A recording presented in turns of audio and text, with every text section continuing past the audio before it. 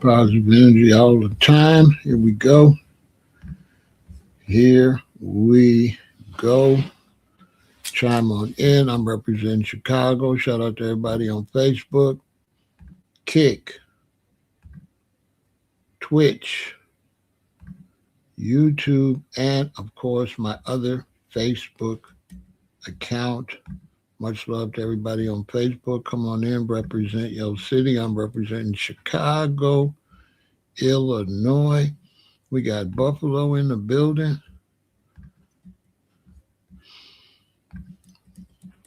Salute to my great mod, Alexis, always doing a great job, holding it down for the team. Naptown, all the way. Love the nap. Great college town. Really nice city. Indianapolis is nice. Trust me when I'm telling you. San Jose is in the building.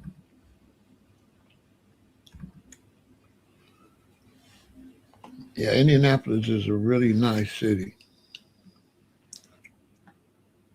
Nice, real nice. It's really what is interesting about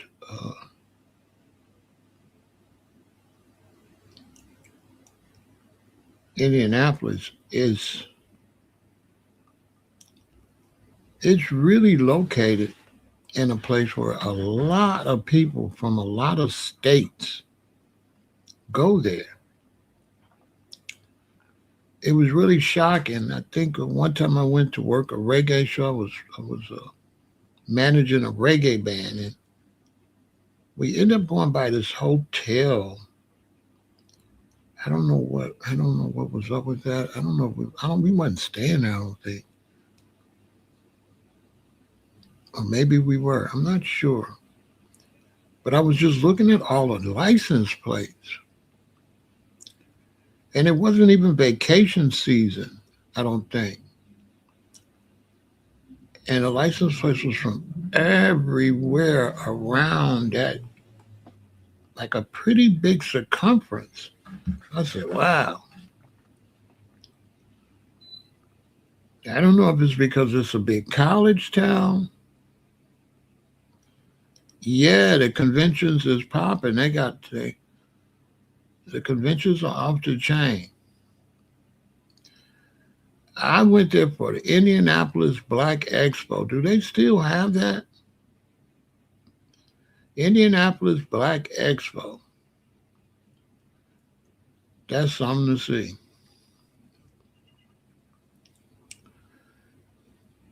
So today I'm talking about the Democrats' politics in 2024. Yeah, I got to get down there. I need to get me a booth down there next year. It's probably too late for me to set up, but I gotta go down there and get me a booth down there. Yeah, I'm glad you reminded me. They put me in the police eye. Oh man, what a story. While people come in, I'll tell this story. So I had a last minute. I wanted to get a booth at the Indianapolis Black Expo to sell all my black and reggae novelties and stuff, right? So I drove all the way down there. They said, well, you got to get the money in today. So I drove down there. Boom.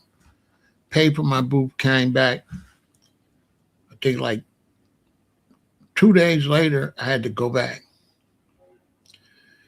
But it was like only two vending booths left in the whole building.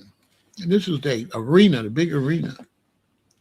But I was happy to get in there. So I got my booth.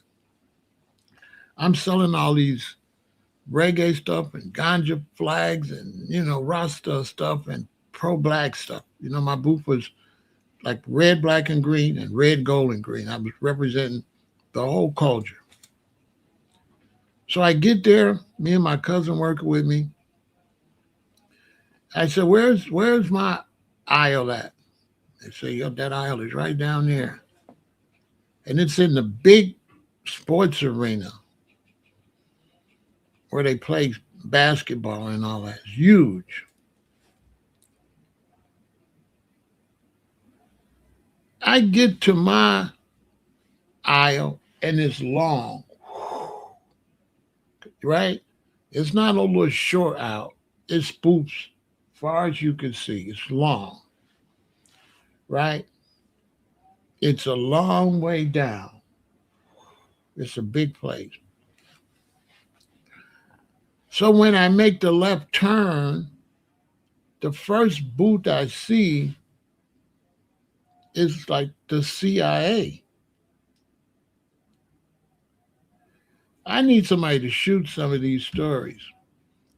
The first booth I see is the CIA.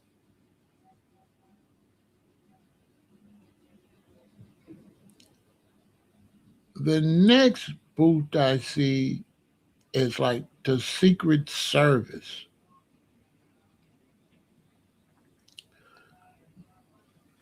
Both sides, CIA, Secret Service, U.S. Marshals, all the federal police operations. You cannot make this up. So it's the feds, all the federal police, U.S. Marshals. I can't even name them all. Then it's all the state police agencies. Then it's all the county police. Every county in Indiana. Every police in Indiana, right? So every federal, every state, anything got anything to do with the state, every county in the state of Indiana police got booths. And as I'm getting down to my booth, which is like the last one on the end, then every city in Indiana, every city, every town, every small town, every city police got a booth. And I'm at the end and I'm selling reggae stuff and black conscious stuff. And the whole line is all police. I'm in the police line.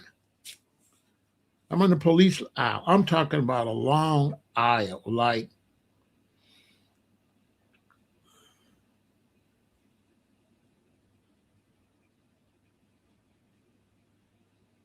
I ain't gonna say a football field long,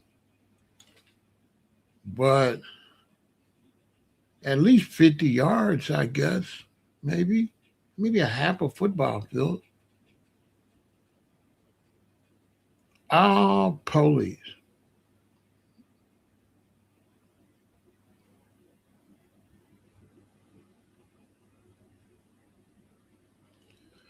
And I go set up all this reggae stuff and all these flags with the guns on it and stuff. And I forgot what police was right across from me. Well, it was police, I'm over here and it's the police over there. And there was a white officer in the booth across from me. They used to take turns. So some be there for so long, then the other one. And the one that would be there every morning, it was two of them. And one of them, he just pulled his chair up like this, and he just sat like this, and he just stared at me for hours. You can't make this up. I still made a whole lot of money. The only thing saved me is I was on the end. So I caught the people going like this, because that's where most of the people was traveling in the big aisle. in between booths and on their way to the food. So that's the only thing saved me. Because if I would have been in the middle, I wouldn't have made nothing because nobody was walking down the police. All right, that was crazy. I'm going to have to do that on my true life stories. I'm going to bring that back. I'm going to bring back true life stories. I posted about 4 or 5 of them. That'll show. I posted about 4 or 5 of them that will show. Uh,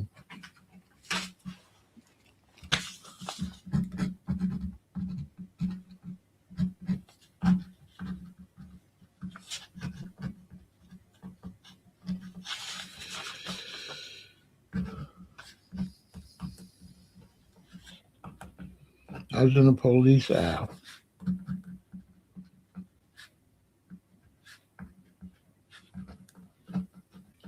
So I'm going to talk about this fake concept of Democrats and Republicans, which really doesn't exist, right?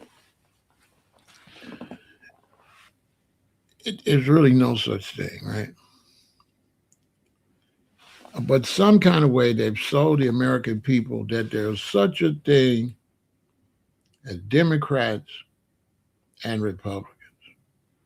They've even sold it to some of the politicians. And so the poor young people coming up today, they're totally being miseducated and mistaught. See, I got somebody say they don't like the Democrats, but there's no such thing as the Democrats and the Republicans. Doesn't really exist. It's something that they've been selling to people that's not really politically intelligent. And people have bought into it. They really believe that there's such a thing as the Democrats and the Republicans. It's the most unrealistic thing ever. And most people talk about it, you can tell they don't know nothing. You can tell they're totally politically void. They don't know anything about politics because there's really no such group as the Democrats and the Republicans. These are offices people hold that make you a Democrat or make you a Republican, but there's no concept based on that. There's no alliance. There's no Democrat-Republican alliance. That's why they show you those little small caucuses of people that's supposed to be the leaders for the two parties. That's all fake. That's all fake, young people. That's fake. That's fake. That's a bunch of people that they know people don't understand politics. So they sell that concept. It's a totally fake concept. So if somebody say, which one do I like, the Democrats or Republicans? There's no such a thing.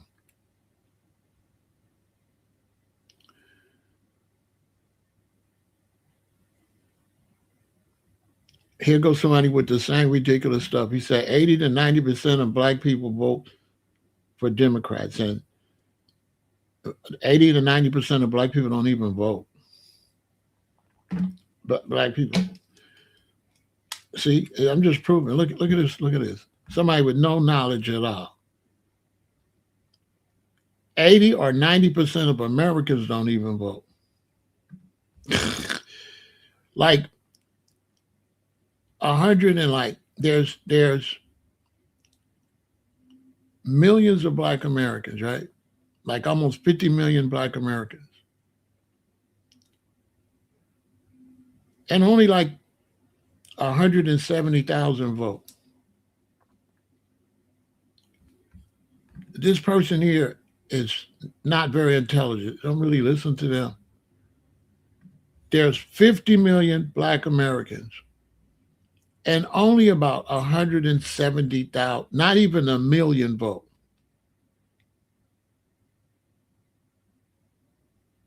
Maybe, no, maybe it's 1 million, maybe 1,700,000 votes.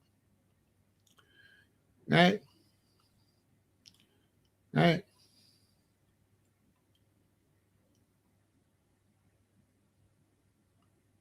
Well, you got to say what you mean and mean what you say. I'm going to take it by what you say. So if you can't express yourself, you're dumb. Why would I listen to you? If you put that out there for the public to read that, right?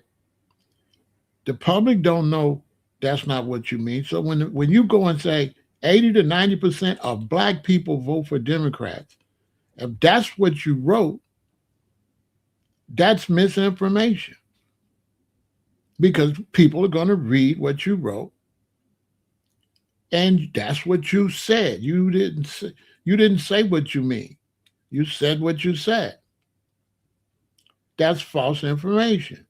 That means you got to be quiet if you can't express yourself where people can learn from you, and you're teaching people false information, then you need to be quiet.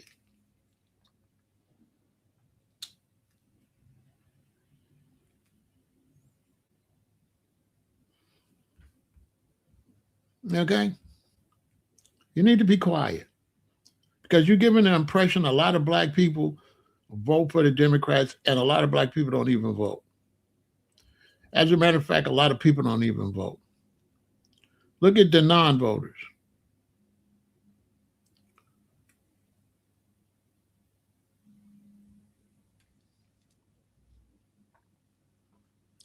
72 million for Harris, 75 million for Trump, 93 million don't vote at all. Okay? So when you get these people over here, that's why I don't like people talking. Let me teach and you be quiet. Okay? You be quiet. You be quiet. Not you, but this person here. I prefer they be quiet and not really intelligent like that. I prefer they don't say nothing because that's totally misinformation. That's total that's misinformation because most Americans don't even vote at all. The majority of Americans do not vote. So if you say white people vote like this, black people, Democrats vote like that, that's false. There's no such thing as the Democrats. It does not exist. If I'm voted and I'm a Democratic senator in Illinois, my job is not to do nothing for the Democratic Party. As a senator, I represent the state of Illinois. I do not represent the Democratic Party. Young people, listen to me. If they don't agree with me on chat, do not listen to them. They're a part of the dumbing down of young people in America. These are people that's not that intelligent, don't know nothing about politics at all, and they just emotional and they just parrot stuff and they give the young people a false information. A politician represents their state. They do not represent a party. They represent their state.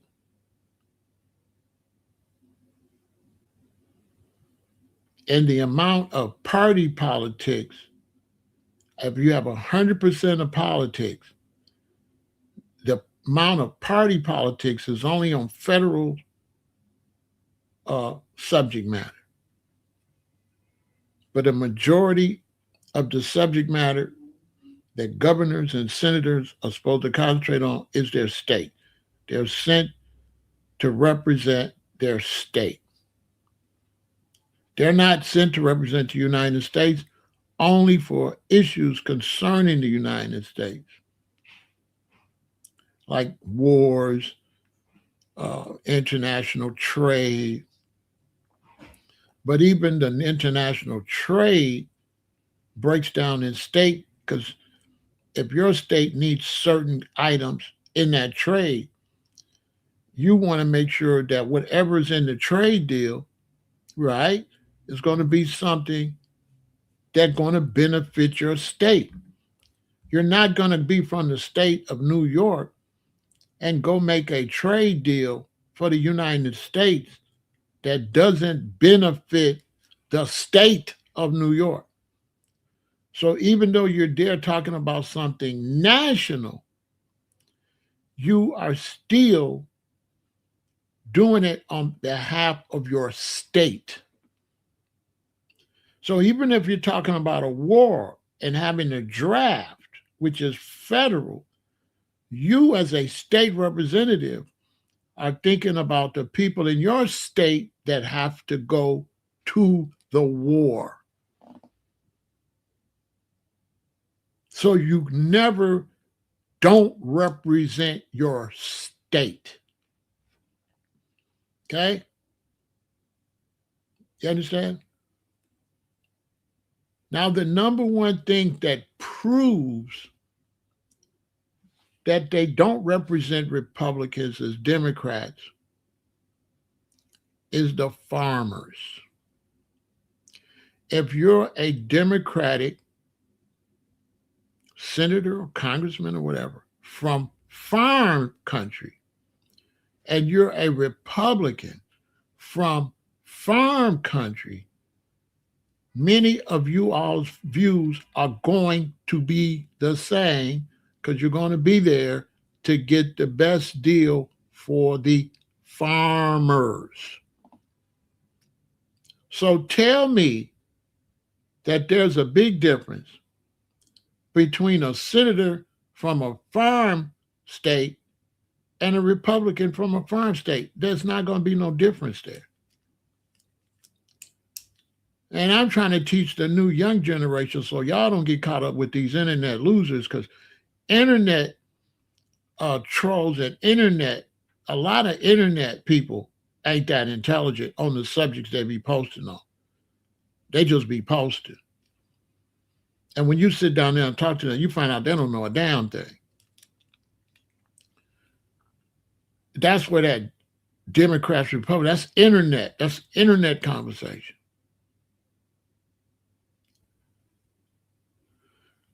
That's an internet conversation. And some people will say, well, sometimes the politics is like that. Well, you do have some stupid politicians now, too. Your politicians in 2024, a few of them are not the brightest bulbs in the lamp. So a few of them, you have politicians that's not really don't know anything about politics. They just ran on a popularity contest and just became a senator and don't know a damn thing about U.S. politics.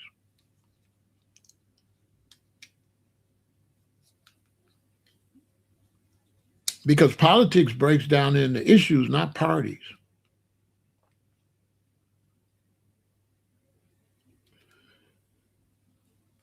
And politicians are divided by states.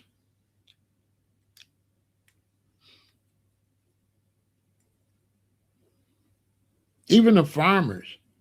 If you're a farmer with crops and you live in the states that got crops like corn, wheat, soy, that, you're not the same as the ranchers that got cattle.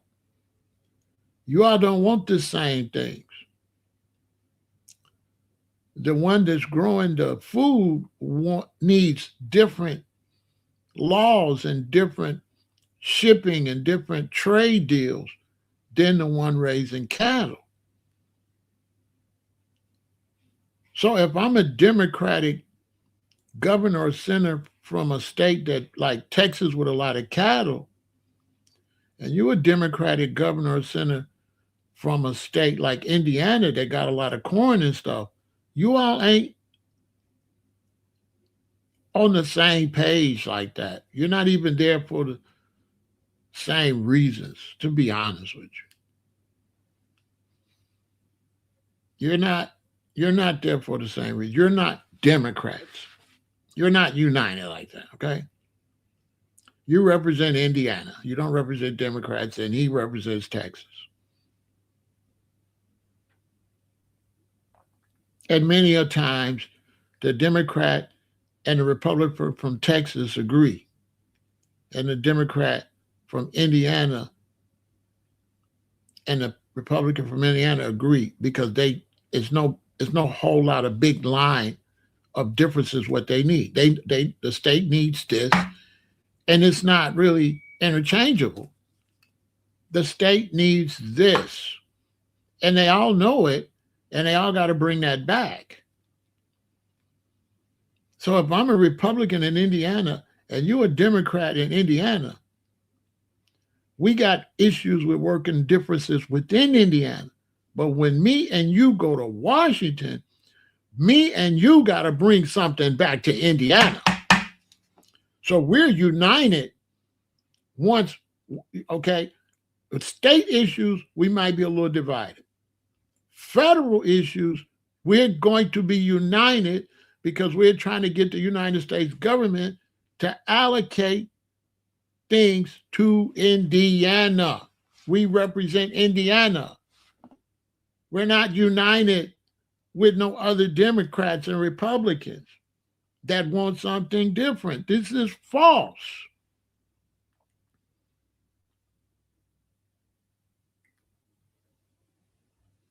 Politicians from farm countries and ranch countries are not united with politicians from industrial areas. They have nothing in common to fight for. This is facts. They're not Democrats. They're not Republicans. They represent the state of Massachusetts. They represent the state of Texas. They are Texans. They're not locked in with no a Republican in Texas is not locked in with no Republican from Illinois like that. He's there for something totally different. He's there for Texas. You're there for Illinois. You're there for Missouri. You're there for California. You're not Democrats. You're not Republicans. That doesn't exist, y'all, to young people. That doesn't exist.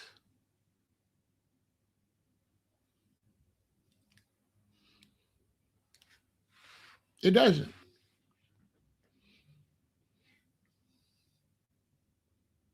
Not federally. Statewide, yes. Federally, no.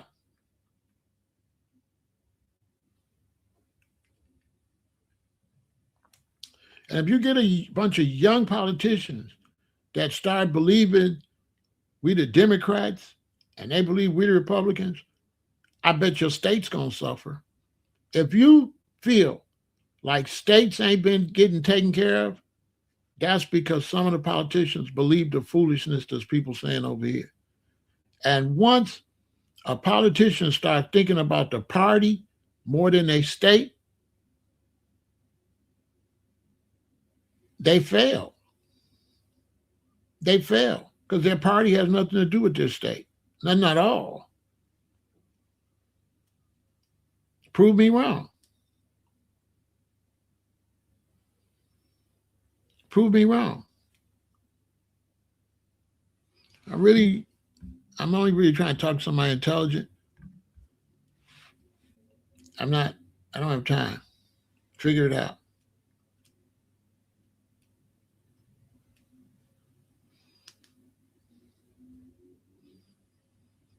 He said, our MAGA people, let me tell you something. A MAGA farmer is not in line with somebody hollering MAGA from Illinois. Exhibit A.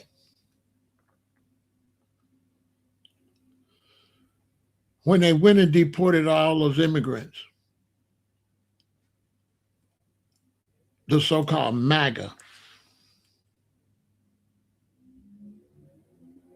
right? What was the farmers saying? What were the Republican farmers saying when the Republican politicians deported all their workers? Because many of them lost their farms. Because there's no such thing as Democratic and Republican voters. That does not exist. Young people, listen to me. They lying to you. The voters are what you call swing voters. And whoever brings something good to the table, that is who they vote for. They didn't vote for Trump because he's a MAGA or a Republican. They voted for him because they thought he was going to bring something good to the table. And if a Democrat could have showed the Americans that they could bring something good to the table, that's who they vote for. They vote for self-interest. They don't vote based on party. That's all fake. The bozos that be hollering MAGA, these are just internet nuts that get on. These are not real political people. Those people that stormed the Capitol, those just was nuts. Those people don't really care about their states they came from. Those was bozos. Those people don't have no political plan for their states where they came from. Those was just idiots. When you live in a country that got 300 million people, you're going to have millions of idiots. And so when you get millions of idiots, you start thinking it's a real belief system, right? When you live where you got 360 million people, it's easy to have 60 million idiots make you think that they really real, that that's really a thing. But in reality, it's not. Because a lot of people not even interested at all. 93 million people ain't paying attention to none of that. The proof is right here. The majority of the people, the largest number, don't give a damn about neither one. So show me how it's a real thing. And this chart is misguiding if you don't know what you're looking for. Because it says what? 72,000, almost 73,000 people voted for the Democrats. That don't mean they are Democrats. But the news media will make you think that was 73,000 people that claimed Democrat. That's false. None of these people in the red and blue are that, or red or blue. They just voted in what they thought was going to be the best thing. And that changes. Nobody's just, I'm going to vote for any Democrat. Nobody's going to see a Republican that's going to do great things and going to be like, well, I'm a Democrat. I'm going to vote for the Democrat anyway, even though this other guy can make my life better. They're going to vote for whoever could make their life better. And the reason the votes are split, because both of them say things to make you think they can make life better. This one say it can make it better this way. This one say it can make it better that way. People believe this one, they vote for this one. People believe that one, they vote for that one. Then the news media make you think those people are Democrats. I'm the perfect example.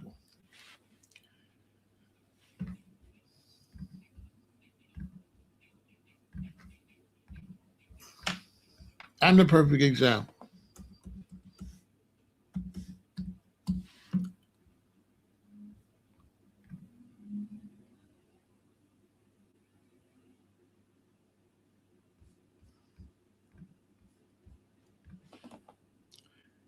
Every time I voted, it was a Democrat.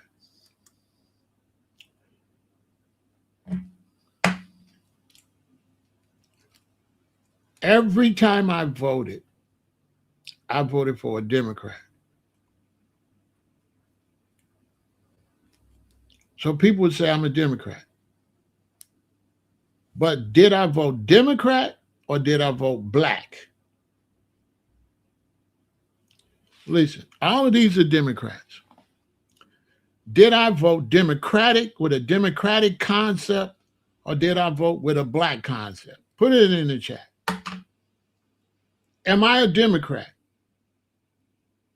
If I only voted for black people, am I a Democrat? No, I'm black. Did I vote for them because they was Democrats? No. I voted for them because they was black. If Barack Obama would have been a black Republican that could win, I would have voted for him. Duh. Checkmate. So people will look at that and say, you voted for the Dems. See? No, I voted for my own special interests, and they just happen to be Democrats. I'm in Indiana. I voted for this white guy. He just happened to be white. He just happened to be a Republican. But he going to help my corn. He going to get me more better deals with this corn. I voted based on corn. And then you look at the guy and you say, I voted for a Republican or I voted for a white guy. No, I voted for the corn dude. The one that's going to get this corn pop. I got to sell this corn. And whoever's going to make my corn crop pop is going to get my vote.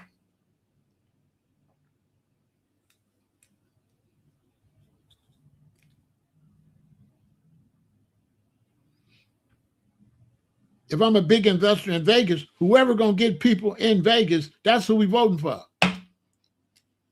Period. The proof is, if everybody's Democrats and Republicans, why are they debating? Why do they have debates? If everybody, according to these losers that been coming over here, if everybody's already a Republican and a Democrat, then there's no need to campaign, right? Just say it's time to vote. Democrats, this is your guy, person, Republican, go vote. Am I right? If everybody is already a Republican and everybody is already a Democrat, why do they campaign? Why do they campaign?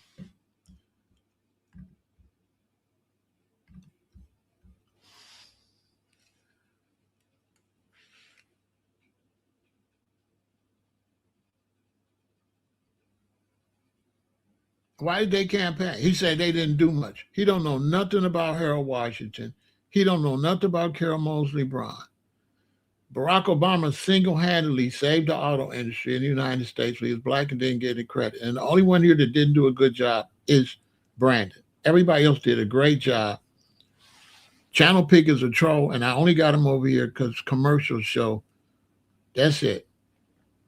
The only reason he's here is because I make money. Other than that, Channel Pick wouldn't be over here. Channel Pick is slow and is a troll. But I'm using him for my views. Other than that, he wouldn't be here.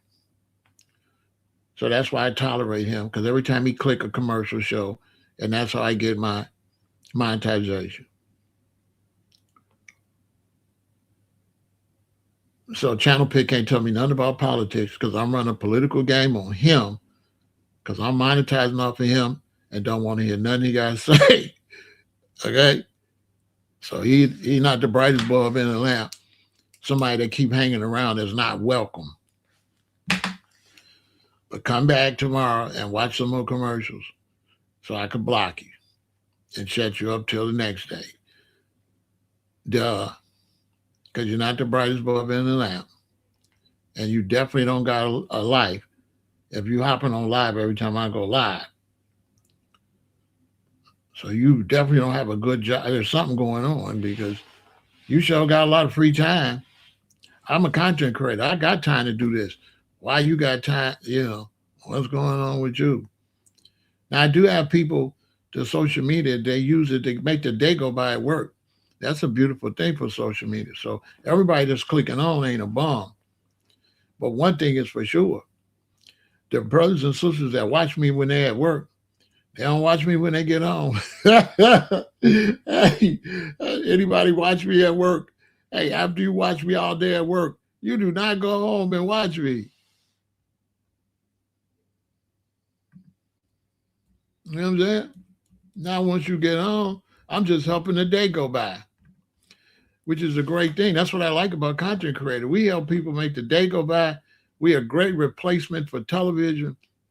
And me, I'm exceptional with really breaking down that minute information about the knowledge so that you can get the knowledge, right?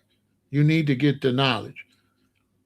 There's no such thing as Democrats and Republicans.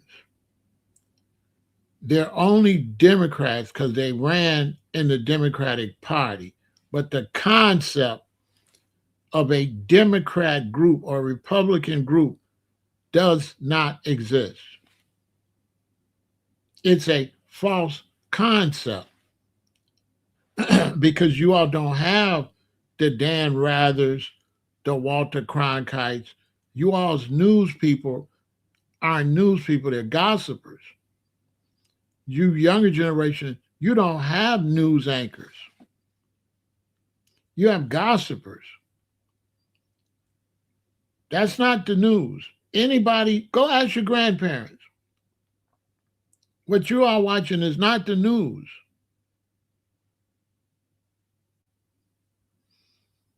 It's just a bunch of weirdos with opinions. It's not the news. The news is what happened here, what happened there. If you turn on CNN, ABC, NBC, CBS, you will not know no more than 4% on what's really going on in this country. Everybody got to go to the internet to get information on what's going on in this country. The news is horrible. The news, that's not even the news. I don't turn that stuff on.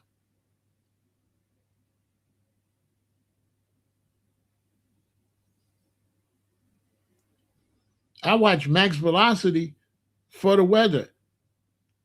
He's the best weatherman out here. He's on YouTube. If you think I'm lying, if there's a tornado in your area, turn on your TV and go to YouTube and watch Max. And I bet you Max got the best coverage. I bet you. I bet you Max got better coverage than ABC, CBS, NBC, Fox. I guarantee you the best coverage is on YouTube. The TV news, and they're not teaching young people nothing. There's no such thing as Democrats.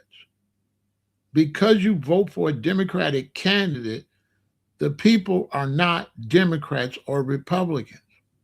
That's false. You have a few people that do that. You have a few people, I'm a Republican, they slow. The average American is going to vote for whoever going to do something. They don't give a damn who it is.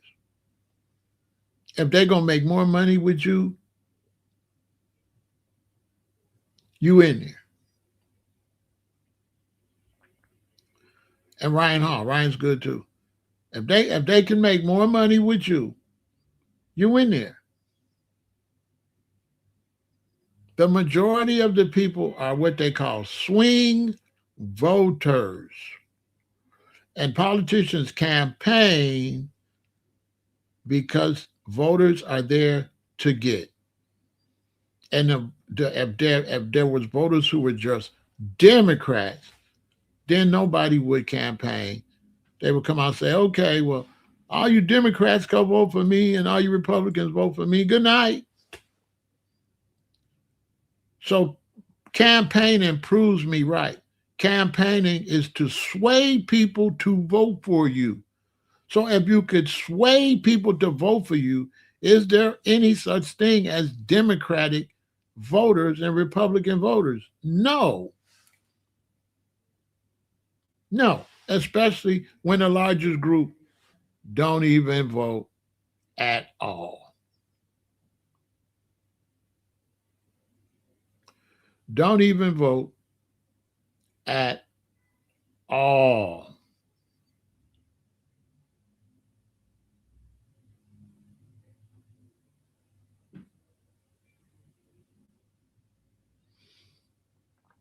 At all. As your other teachings, one's benefits trumps all. Belief come next. I don't know what to say. I don't know. I don't say it so I understand what you're saying. I don't know I don't know what you just wrote. I don't know. I don't know. You can't even read it back. There's no such thing that people are moving like this. They're voting any old kind of way. Sometimes they're not voting at all. And the job of the politician is to campaign to sway you. And if you was a Democrat, I wouldn't be able to sway you.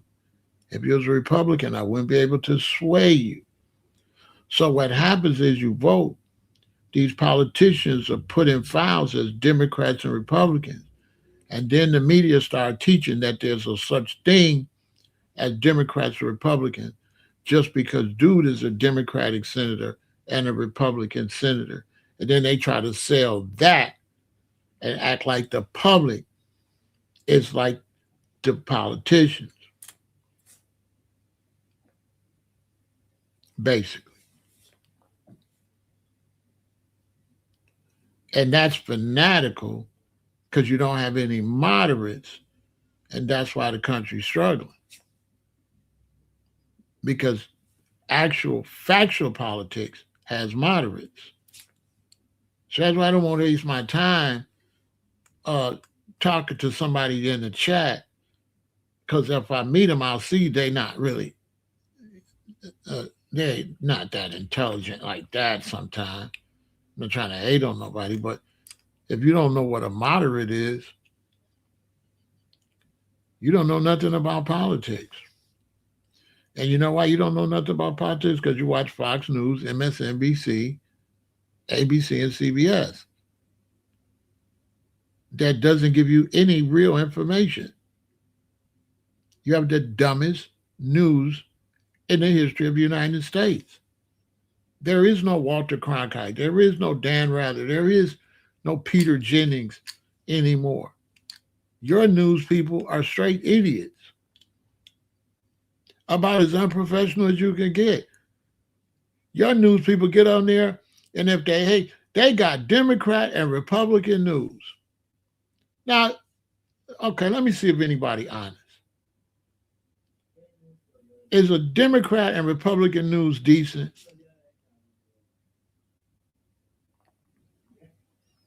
Is that y'all? If Fox News is Republican and CNN is Democrat, would you consider that decent as far as news go? Put it in the chat. Is that decent?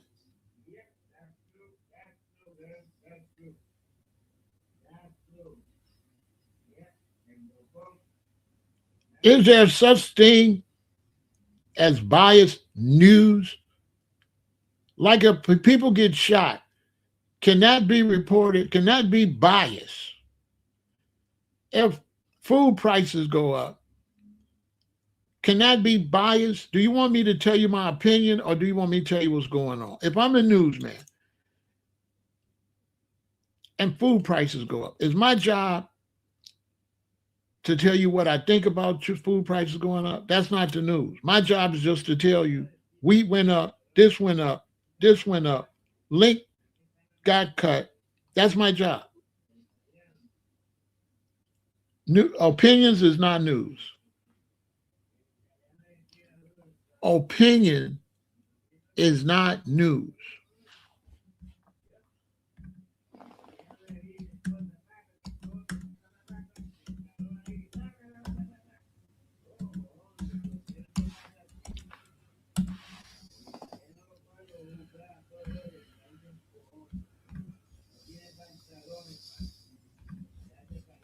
Is an opinion news? Put it in the chat, yes or no. No, opinion is not news. While they often appear together in media outlets, news focuses on reporting verifiable facts.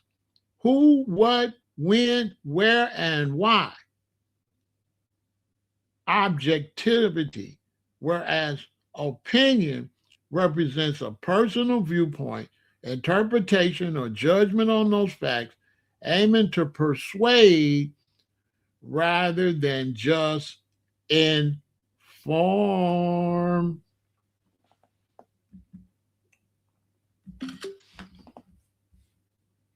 Now, what? Okay. So now, the people on social media that's talking about politics, what are they talking about? Are they talking about the news on politics or opinion?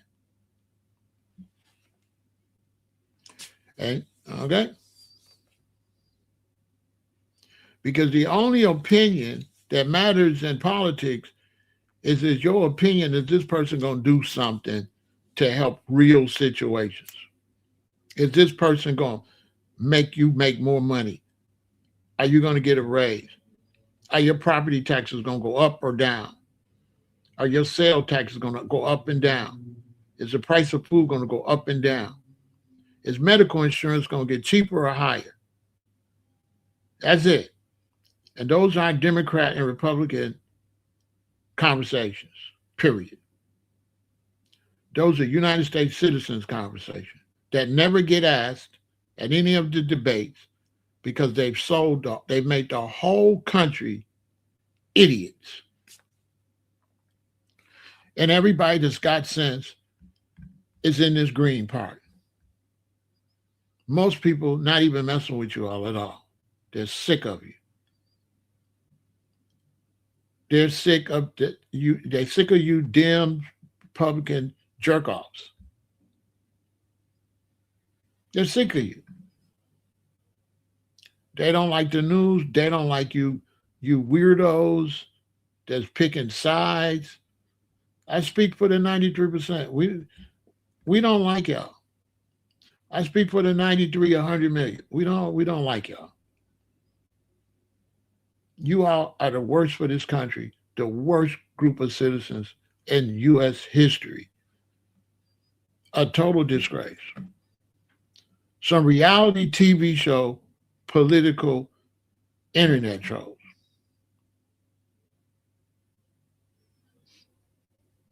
The men, you ain't 1/5 of what your granddaddy was.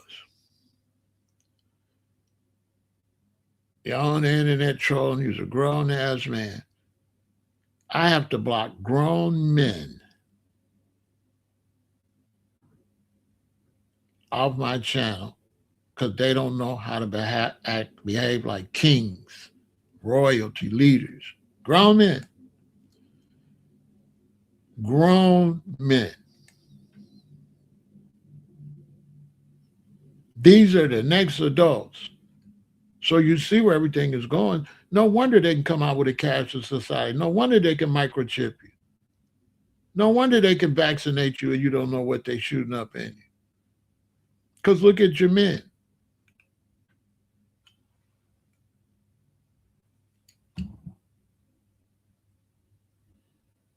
Look at some of these dudes. They come over here solely to argue with me. They just come over here like feminine.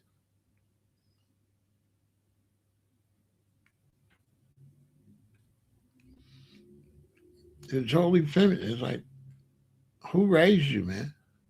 I hope you don't got no children. But most likely, if you do have some children, you ain't taking care of them. Most likely. You have a low intelligence level. And all that. Yeah, because you know what opinions do? Opinions lead to nothing getting done. That's where leadership come in. Opinions is like this. We trying to fix a water situation. This one say, no, do it like this. No, do it like that. No, do it like this. No, do it like that. No, do it this way, that way, this way. The leader come and say, okay, we're gonna do something. We're gonna do this. We're not gonna be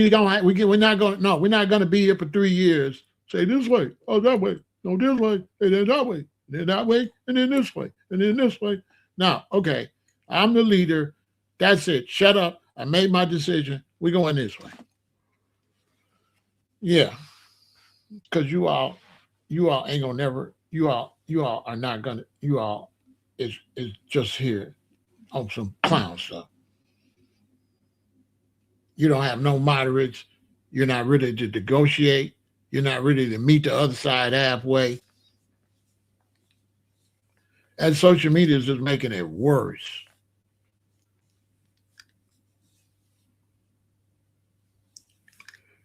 And if the level on social media doesn't increase and it stays like this, so the next younger generation, they're going to get off social media. You're going to turn them off.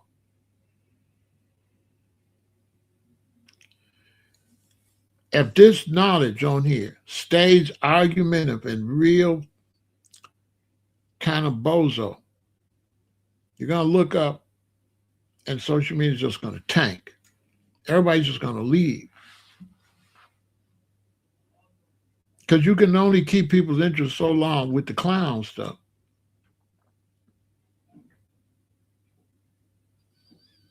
The first thing's going to happen, and I keep telling y'all,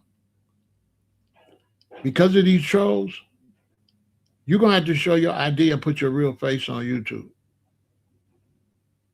Because of people like Channel Pick. That person's going to have to show their real self because that person damages YouTube by you not knowing who it is, but want to stand on a discussion as an anonymous nobody and want to debate a real person as an anonymous person and think that the debate is even Steven and is a decent debate when you're anonymous. Everything you say is trash. Nothing you say is legitimate. If you make a statement, it can be legitimate. It can be legitimate. But as far as debating as anonymous, no, you're trash. You can't debate a real person as an anonymous person. Okay, so we can have a presidential debate, and one guy get up there and stand on the thing, and the other guy can have an alias and be on the screen and debate and be the president. Make that make sense. I got people anonymous. They want to debate me.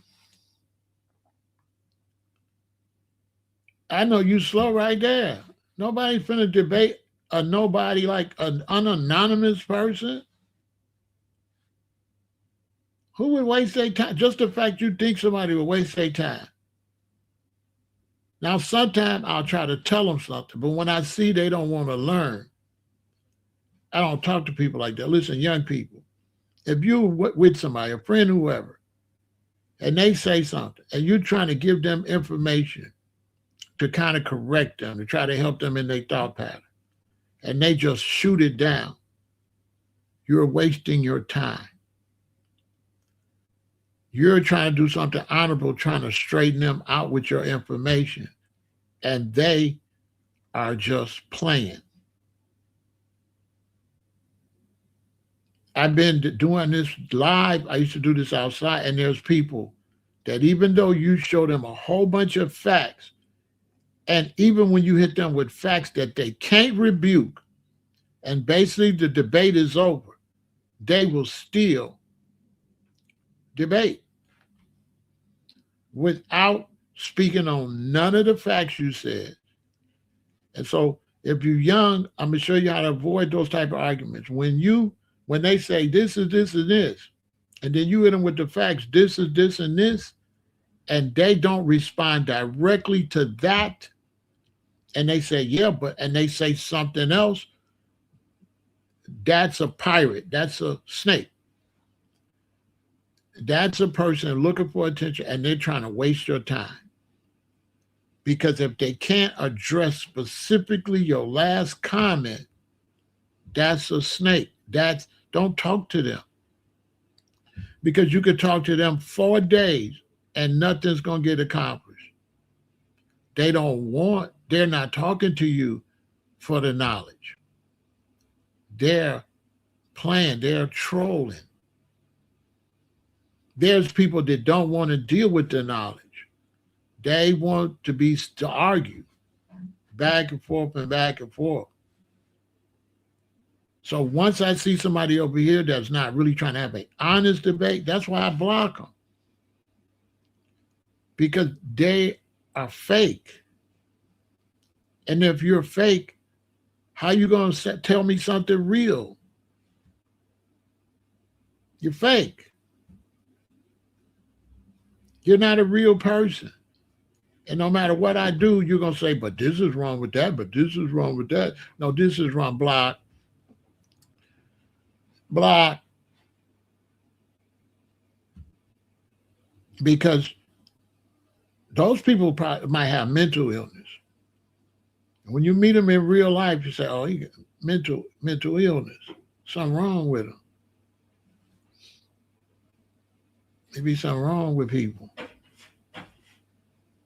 Because when you real intelligent and you really about knowledge and you got a point of view and somebody says something that gets within your point of view and you say, I didn't think about that. If you're really about knowledge, you'd be like, I see what you're saying. You're going to see what they're saying. But if they just saying something to be just the opposite of you and they're not really trying to make a valid point, that's a fool. You look at this guy channel pick, no matter what I say, he just bring up something else. You don't talk to people like that. Because people like that have no point of view, ain't talking to nobody, and they just professional responders. I initiate conversation. That's the difference between me and them. They look at conversation. They don't initiate no conversations in life nowhere. Don't talk to people like that. And I'm 68 and I've been out here talking from a shorty. And you learn early. You learn early. When the Christian pastor want to debate you, you're wasting your time with dude. He got a brainwashed Christianity concept. He's not going to listen to nothing you say. Don't waste your time. Because he's going to say, Jesus this, and you just wait. You're wasting your time. Nothing's going to get accomplished. And so when I used to be on the bus and a Christian pastor see me, say I got dreads and want to come debate me, I talk to him for a little while. And then I get gangster on him, make him shut up.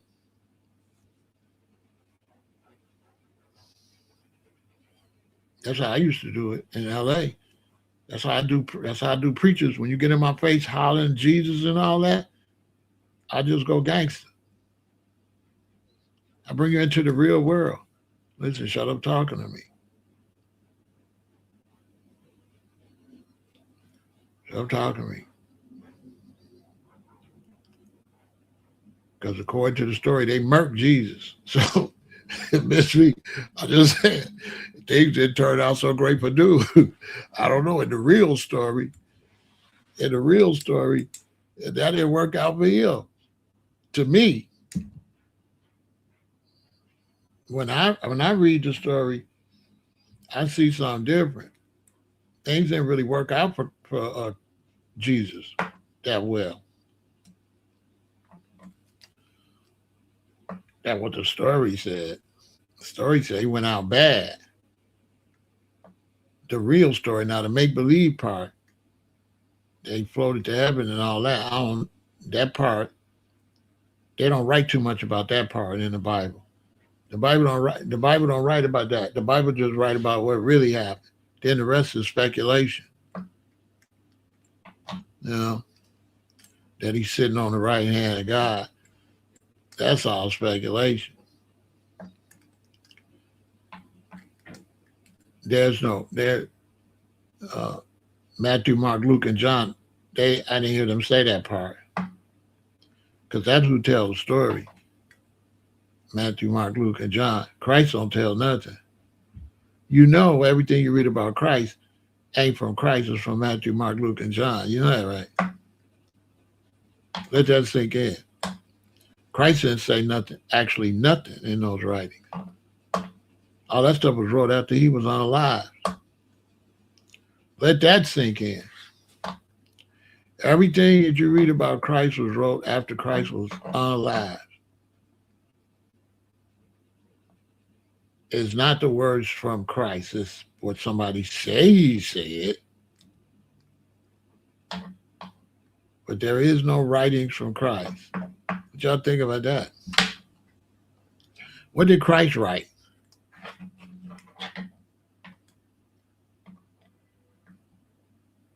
I'm just saying.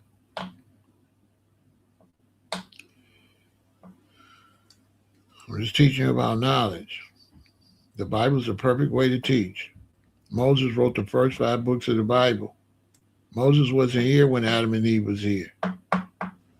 So Moses wrote the Adam and Eve story. But Adam and Eve was who knows how many million years before Moses, 1,000 years before Moses. Okay. That's hearsay. Basically, that's hearsay. Moses was there. Once I studied and started seeing the facts, it opened up my eyes. Like, oh, Moses wrote this. This is an old story he telling.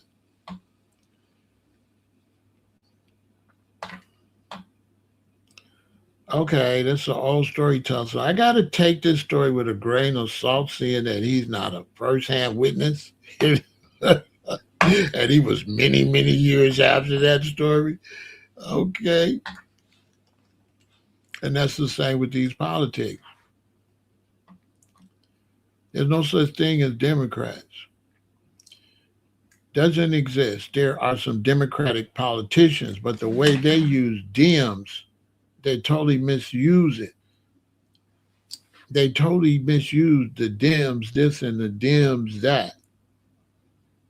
And the Republicans this and the Republicans that. Not only do they misuse it, they condone a failing government. So when you're an American citizen and you pushing the Dems and you push the Republicans, you're actually an anarchist. You're actually destroying U.S. politics. You're actually making U.S. politics insufficient.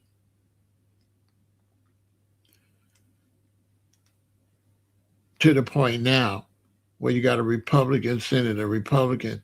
That's what you did. You ruined the government.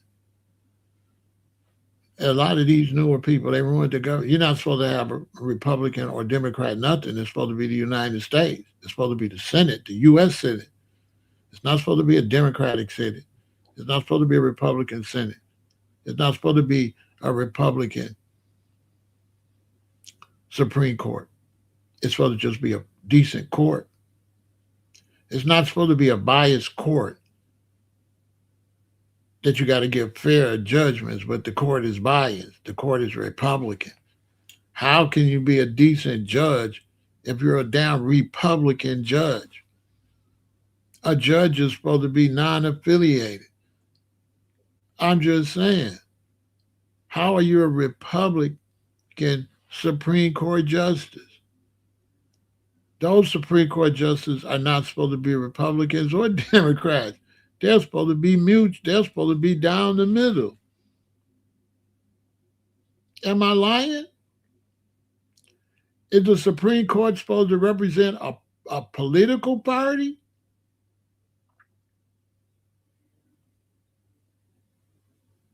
What y'all think?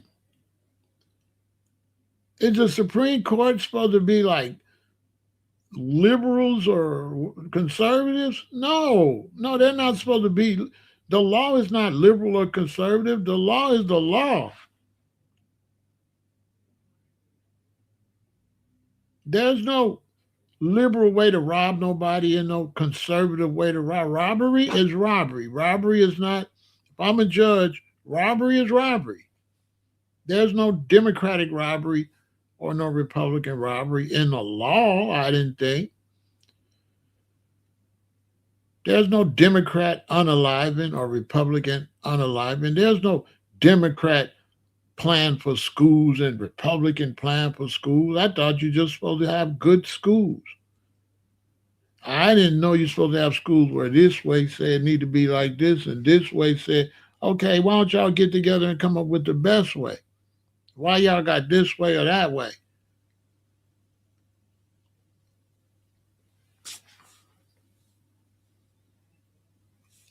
Look, people say you got the Dems and the Republicans, right?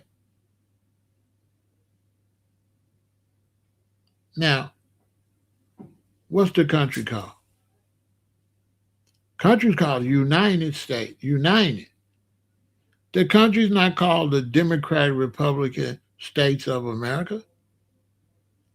Okay, is the United States united? So the big thing, the United States is being ignored.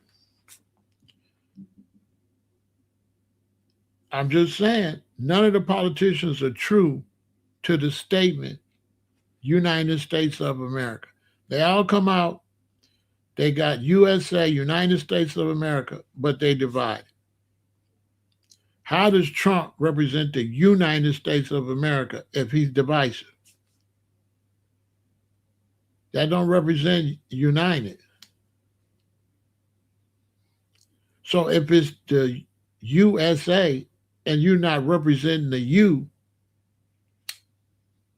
make that make some sense. This country, these politicians are just calling this the United States with no unity. That ain't, y'all don't, that's not weird. They need to call it the DSA, the Divided States of America. Call it the DSA. That's what it is. This the DSA of America.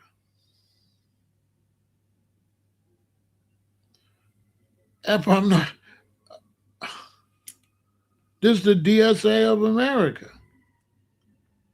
This is not the USA.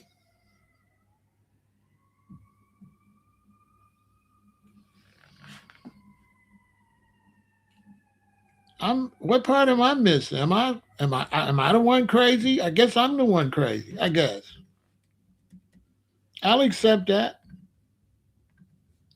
And now they got the citizens liking that. They got the citizens like, the Dems is this, the Republicans is this, the Dems is this, the Republicans is this, the whites is this, the blacks is this. They got the politicians of the United States of America pushing division. You can't make this up. You can't.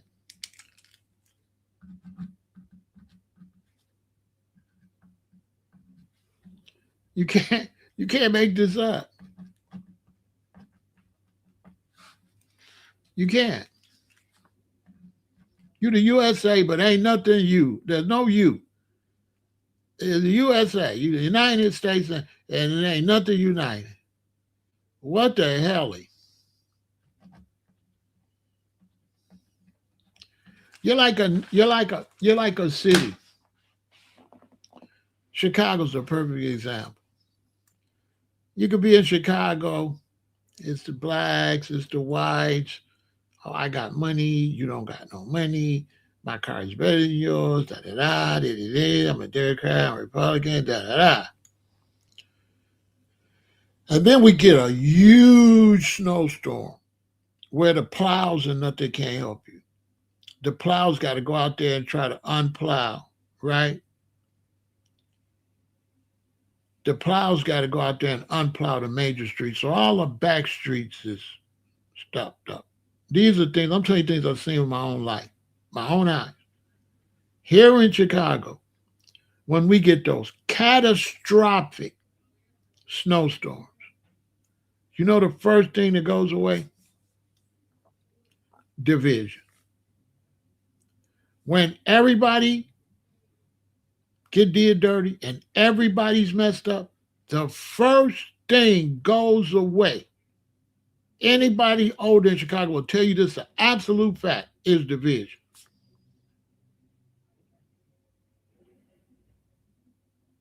When your car gets stuck, everybody get out and push.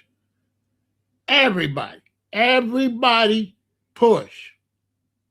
In some cases, you know how you have the cross section where the street go this way and that way. You got the cross section. And so if Alexis is in her car and she gets stuck in the middle, none of us can't go nowhere because her car is in the middle of the two streets. Her car right here where she got stuck. We got to push her out the way. Because if we don't push Alexis out the way, we can't go nowhere. Nobody can't go nowhere. Everybody's out shoveling. Everybody's helping each other. Who's old enough to remember the blackout in New York where all the lights went out? They had a blackout in New York. All the lights went out. They was talking about the crime. Crime plummeted. Here in Chicago, you could be in O Block. The lights go out for 3-4 hours. It's quiet as a church mouse. No robberies, no arguments, no burglaries, no crime. The opposite happens.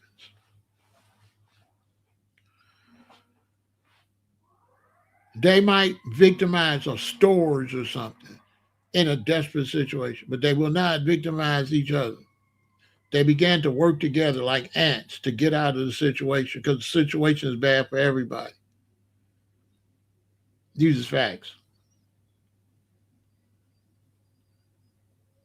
And all this stuff America doing, let something bad happen. They're going to be embarrassed. Our politicians are a total disgrace. The politicians are supposed to be the leaders of the country, and the politicians got the people divided.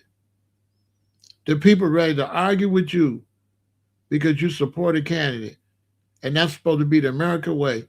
You're supposed to have a right to support your candidate. And you know how much of a loser you are for somebody to say they're going to vote for their candidate and you criticize them and you call yourself an American? You're a bum. You're a communist. You're a communist, really. Because you're not supposed to criticize your fellow citizens, their choice who they want to vote for. That goes against the whole principle of voting. If you got up a Trump sign, I'm not supposed to pull that down to disrespect you because that's who you want to vote for. You're not supposed to disrespect me because I support a Democrat or a black politician. You're not supposed to do that. And then you want to get over here and you want to try to talk to me about politics and you don't even represent traditional politics. You don't even represent. If you over here talking about the Dems, you don't represent traditional politics. You're anti-politics. If you're saying the Dems this, the Dems that, Republicans, you are anti-politics. You don't represent U.S. politics. I don't know. Somebody need to tell you. You're anti everything you pretending you stand for. You do not represent the ideas of the United States of America. Not at all. You'll never see me criticize somebody for their choice of their candidates. If you criticize somebody for their choice of candidates on the behalf of saying you represent America, you're a lie. You're the worst thing. You're the worst. If you're trolling around trying to say the Dems this or this one that, you are the worst. You don't represent true U.S. politics. So why are you talking about something that you don't represent? You represent anarchy. And here's the thing, most of these people that troll about voting and the Democrat, they don't even vote. It's this green group. Listen, most of this political trolling is the green part. Listen, these dudes that come over to me with the political stuff, they do not vote. They don't vote. They're the green part. The green part is the one talking all that.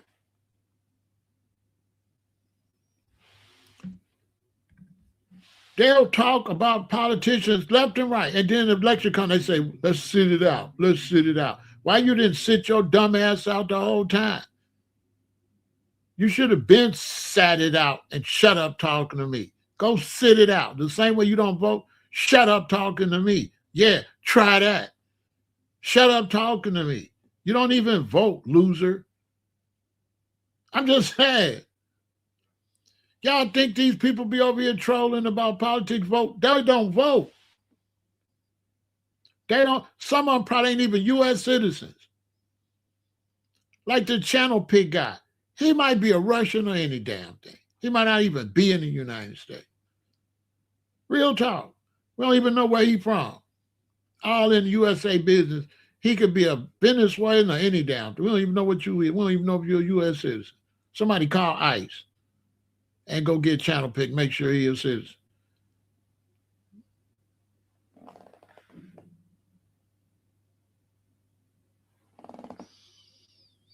Just let that sink in. Don't be arguing with nobody. You don't even know if they're going to vote at all. Don't be arguing with nobody about who to vote for. Because you're going to be arguing with somebody that's not even going to vote. Just let that sink in. This person not going to even vote.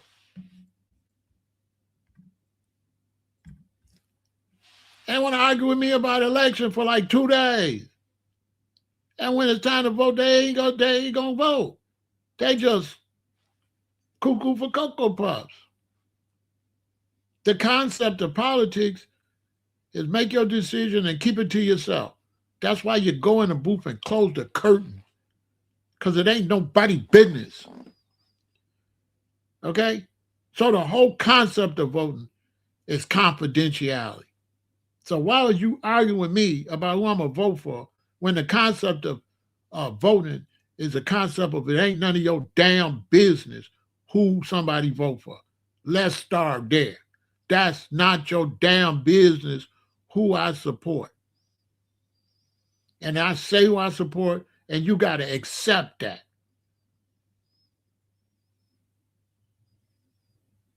You got to accept it. If you tell me I'm going to vote for Trump, what? Okay. Let's say I do not like Donald Trump. An election comes, and you say you're going to vote for Trump. Okay. It's not my place to tell you not to do that.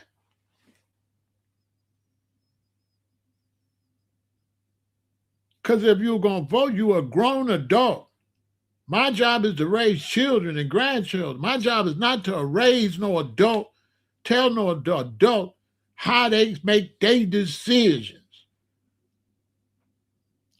So if you're a man that's trying to tell other men their decision, you're not a king for sure. You're a pawn. You're somebody we wouldn't let run nothing. You would have no rank and file and no military.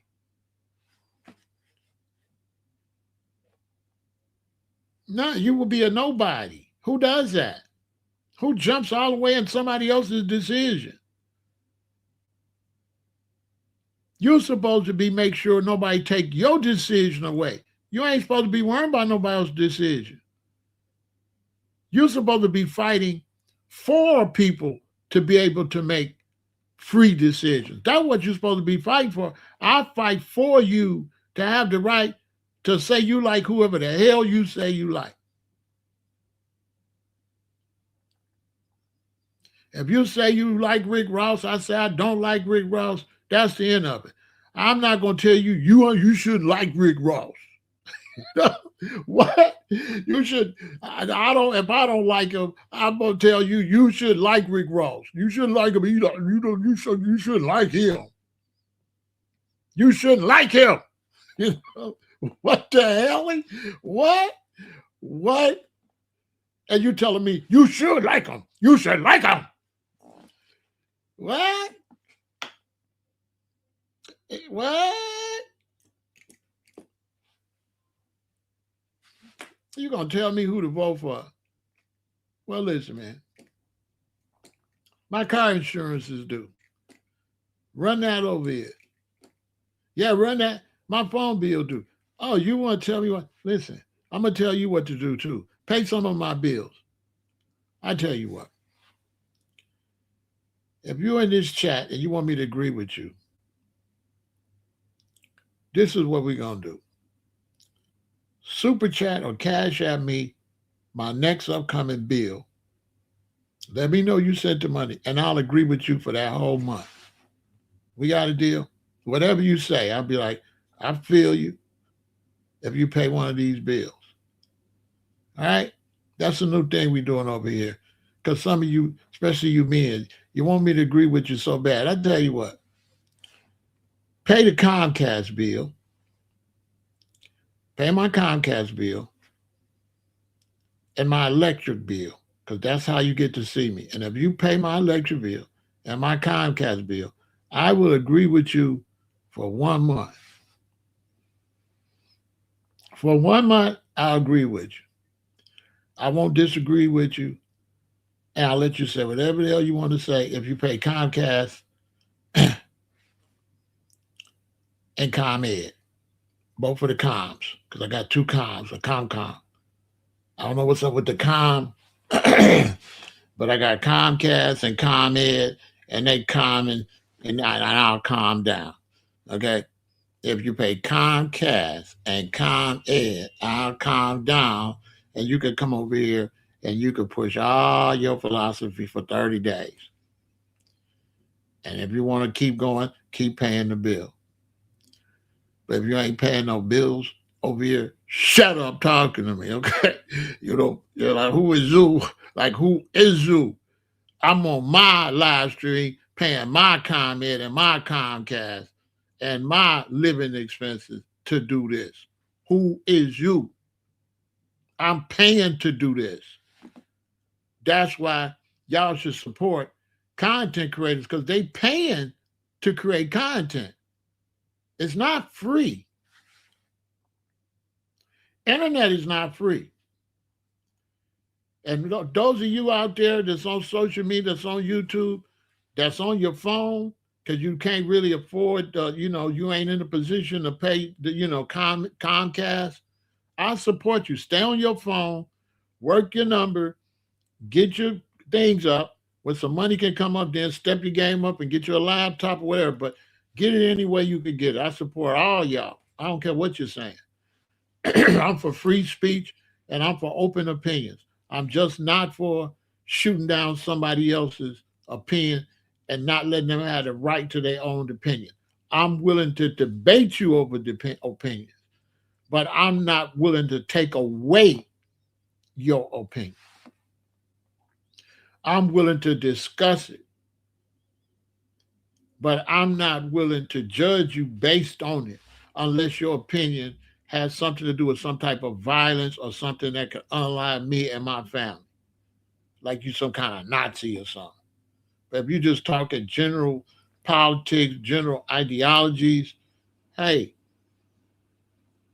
I'm open to your point of view. That's why I'm getting ready to do Pharaoh Said That live, so people can come over and y'all can just say whatever to each other, and I'll be out of it. So I'm starting another channel where I don't have no opinion. It's going to be for the audience to just say their opinion. And I'm not responding. On Pharaoh Said That live, I'm not responding to your opinion. So when you come over there, don't direct it to me. When you come on Pharaoh Said That live, you got to direct your statement to the audience, not to me. I will not be responding to nothing.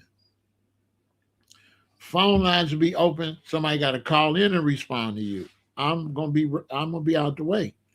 I'm gonna give you. Some of y'all love to argue. I'm gonna let you find somebody else love to argue, and y'all do it. But I'm gonna cut it short. You ain't gonna go back and forth and back and forth. This ain't tennis. This ain't ping pong. Because other people gonna want to call in. So you say what you say. You're gonna get two times. You say what you say. They say what they say. You get one more time to say what you say, and they got one more time to respond, and then okay, thanks for calling. Next callers. Next callers. You're not gonna come over here like a yo-yo.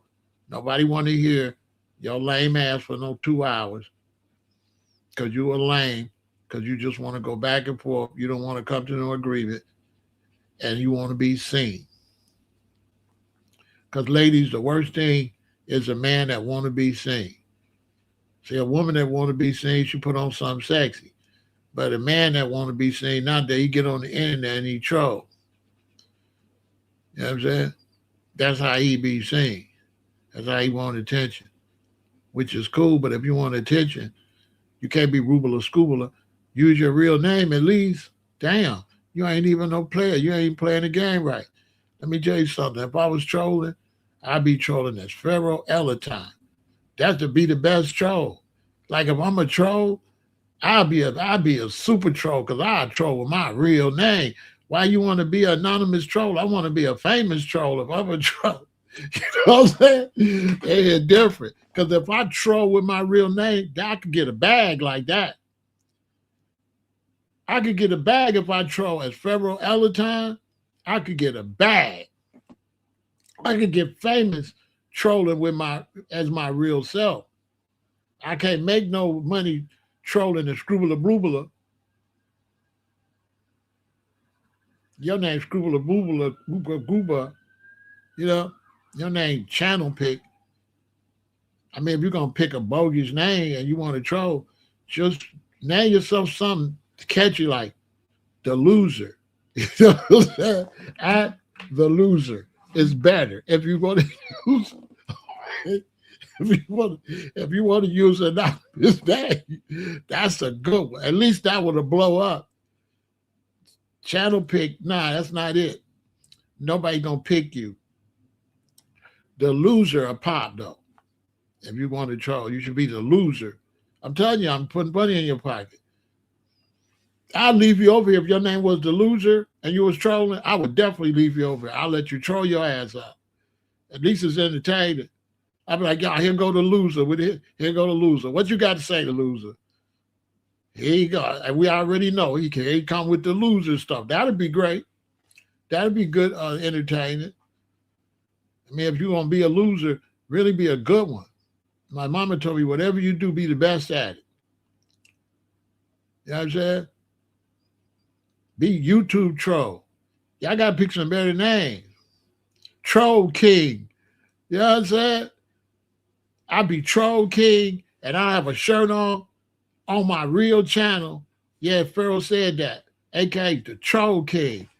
I'll monetize that. If you're going to do it, don't be trolling for free. You understand? But this situation where they keep saying the Dems, I'm like, who the hell is the Democrats? Our politicians got to stop saying that stuff. The Democrats this, the Democrats that. They say, the politicians say the Democrats this and the Democrats that because they got the Republican caucus and they got the Democrat caucus. So they think because they got these little weird caucuses, they could just throw the whole party under the bus as a group. This is why they do it. I'm telling you why they do it. In Washington, they have these groups, a group of Republicans and a group of Democrats. And they be the ones on their microphones all the time, talking about the Dems this, the Dems that. But they don't let y'all know. They talk about the Democratic caucus versus the Republican caucus. So when they say Dems, they give you the impression they talk about all the Democrats and all the Republicans. But really, that's not what they're saying. They're talking about those weird-ass groups, those small groups of Democrats and them small groups of Republicans. So when you see a Republican from the Republican caucus say the Dems, he's talking about those small groups that they're going back and forth with to try to get something done with the rest of the Democrats and Republicans. But the public don't know that. So they start calling everybody that voted for a Democrat the Dems. But everybody that vote for Democrats ain't necessarily no Democrat. Voters are not Democrats or Republicans. Voters based on who they like. That's why they campaign. If you had Democratic voters, you wouldn't have to campaign. You're campaigning to get people to vote for you. That means people are free. Listen, if they're campaigning, that means they're trying to change people's mind. How can they change your mind if you're a Republican? That don't make no sense, y'all. The whole campaign shows you that Americans are undecisive and they go make you decide. And just because they voted Republican, that don't make you no Republican. I voted for black Democrats all the time. I'm not no Democrat. What the hell is a Democrat? I'm not no Democrat because I voted for them. I don't consider myself no Democrat. What the hell? What the hell is a Democrat? Listen, what is a Democrat? How do I become a Democrat? See what I'm saying?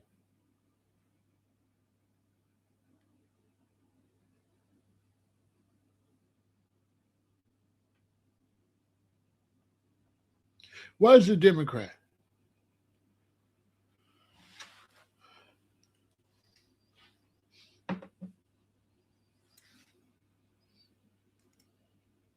Make it make some sense.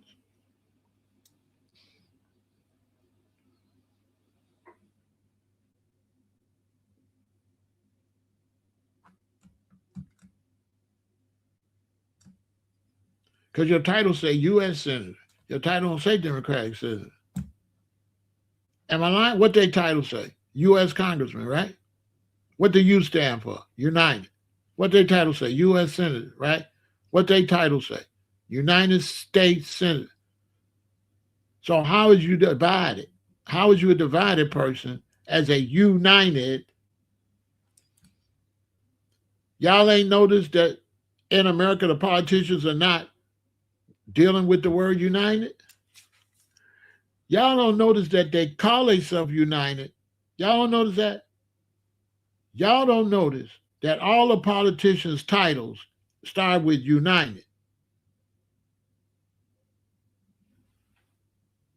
Now, some of y'all is all with the conspiracies and stuff. When I drop a heavy bomb like that, it get quiet.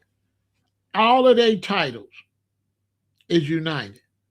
The first word in their title is united. Am I lying? Am I lying? You're the United States President of America. You're the United States Vice President. You're the United States Congressman. You're United States Senator. United.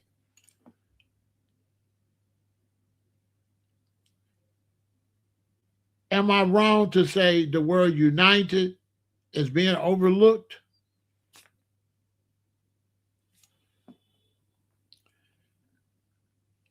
Are they legitimate? Are they united? Is that a legitimate title in Washington? United. United States, is that legitimate? Is that a legitimate title for the country? United States Senator, is that legitimate? United States Congressman, is the word united being used legitimately? Put it in the chat. Put it in chat. Is the word united being used legitimately? Put it in the chat.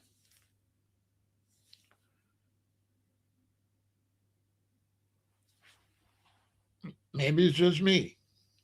I think very deeply. I'm just saying, when is the Americans going to wake up? When?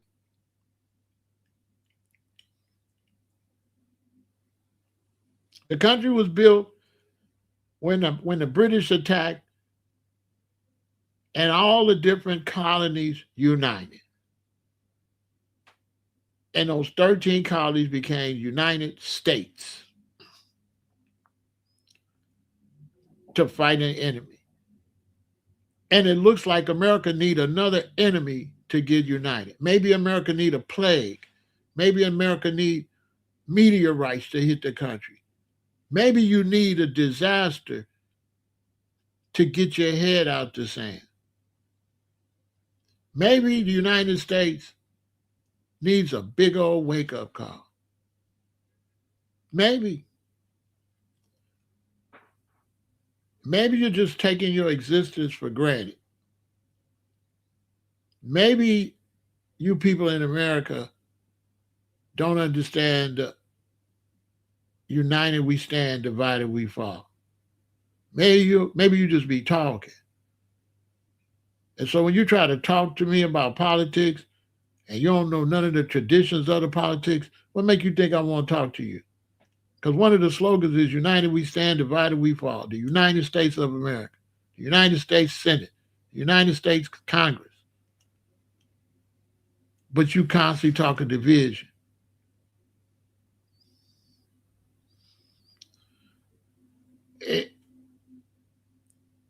You basically are traitors to your own country, rats, traitors.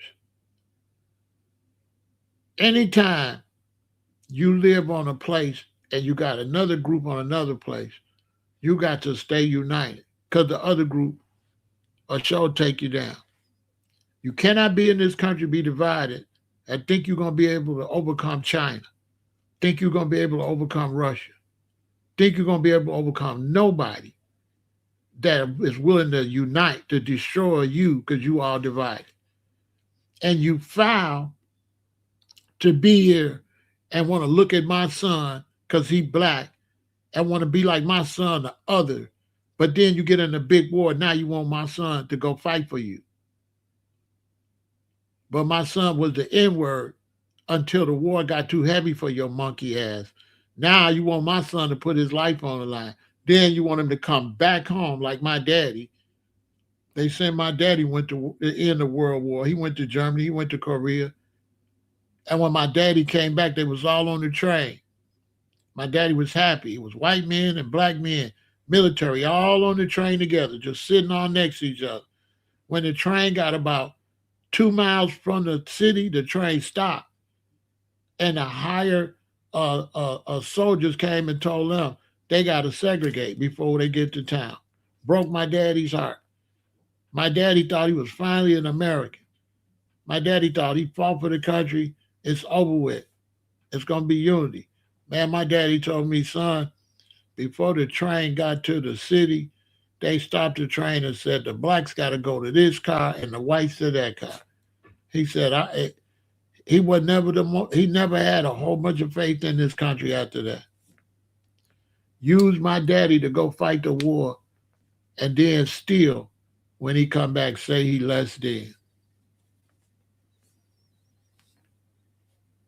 But you the United States. Yeah, you united when something bad happened.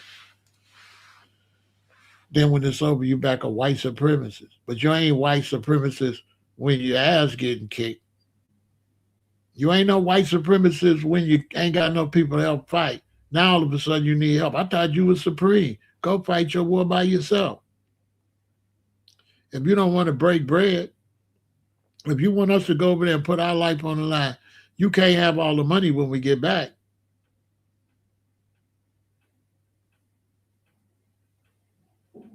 Yeah, you can't have all the money when we get back.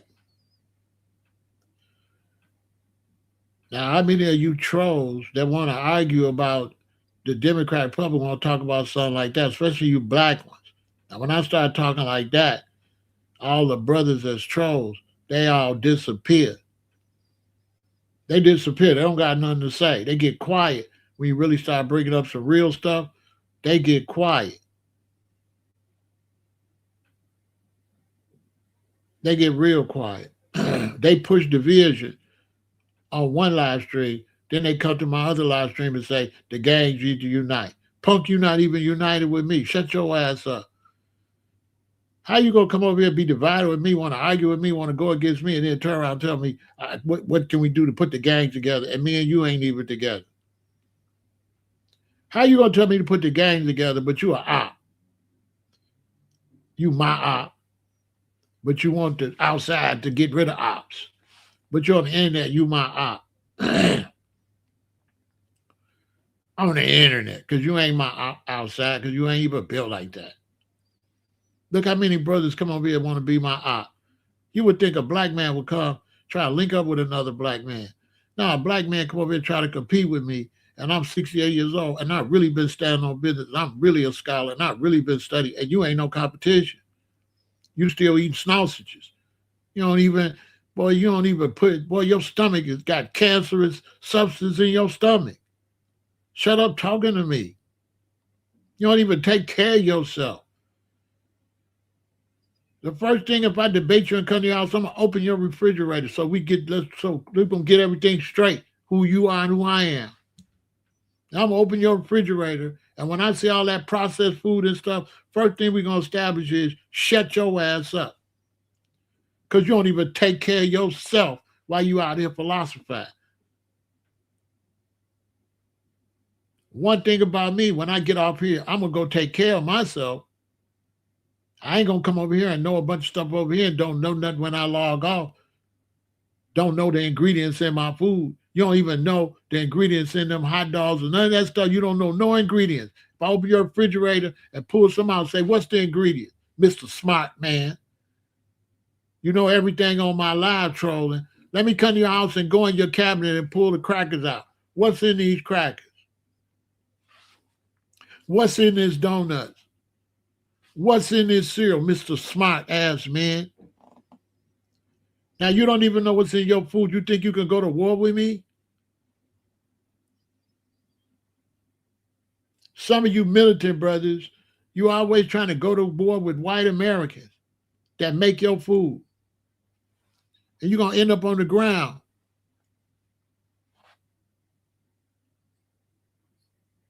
Like Dr. Khalid Mohammed. Sick on the ground because he was talking all that talk, but taking pharmaceuticals from the same people he was talking about. Yeah, Dr. Khalid Mohammed talking all that revolutionary stuff, but going to them same people that he was disrespecting, going to their pharmacy to get medicine. He was a fake revolutionary.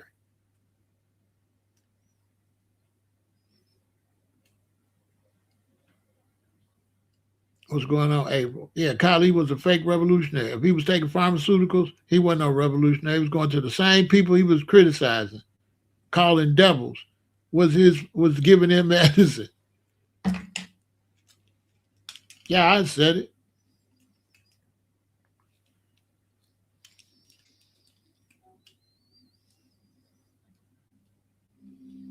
And Farrakhan been swole up and overweight for years. He ain't been on nothing. He ain't been following our Honorable Elijah Muhammad. He been eating any damn thing. He looked like a pig.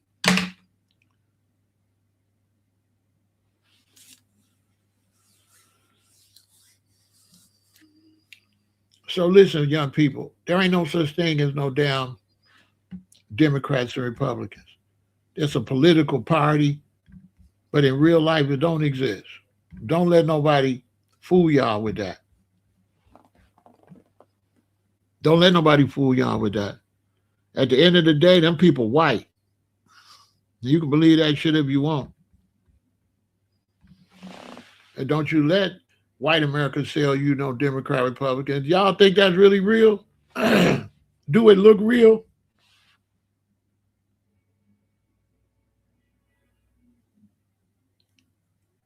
Do it look real? I'm asking you a question. Do Democrat and Republican look real? If you look at this picture, does it look real? Put it in the chat. Does it look real? Do it look like they really believe in that? They all went to see Biden but they clapping because he got a Trump hat on. These are people went to see Biden.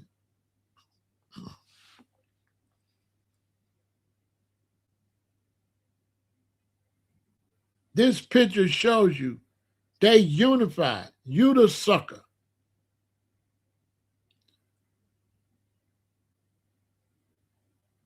This is the realest, when you want to talk about politics, this is the realest picture you could ever see. This is the real. There is not no division there. They is not divided.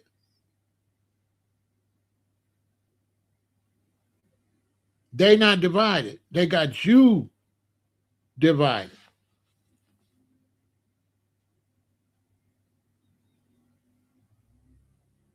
Look how happy they are.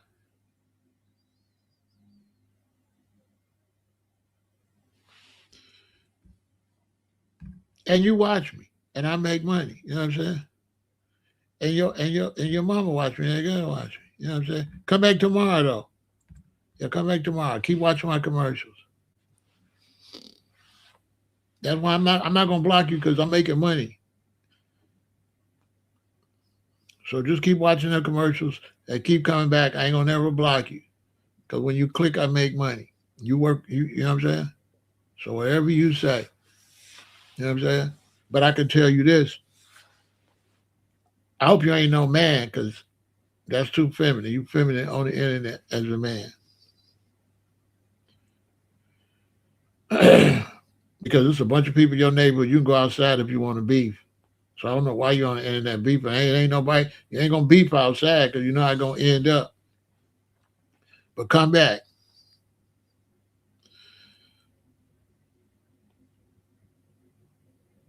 Because anytime you're a grown man and you don't like somebody and you watch them every day, that's all I need to know.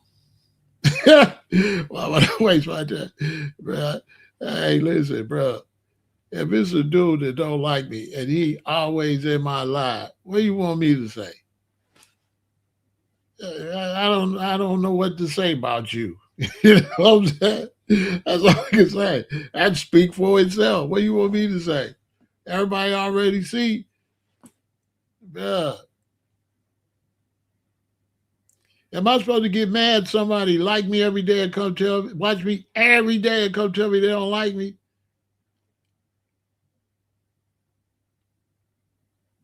That's supposed to piss me off.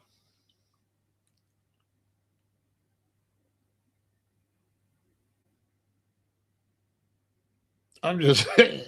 It's confusing.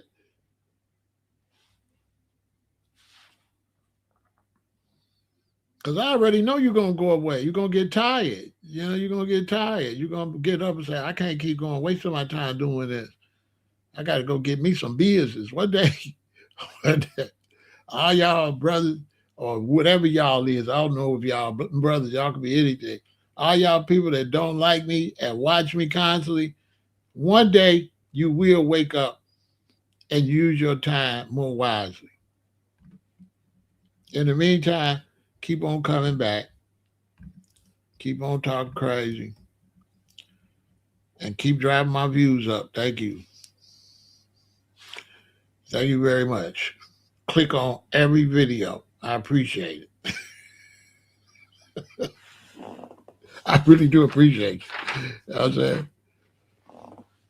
I make sure I go and unblock everybody every day before I go. every day before I go live, I unblock everybody. I might block 5 people, but I'm gonna unblock you before I go back live. I just don't want to hear your mouth over here while I'm talking. But I definitely want to see you the next video. For sure. Okay? Definitely. Please log back in.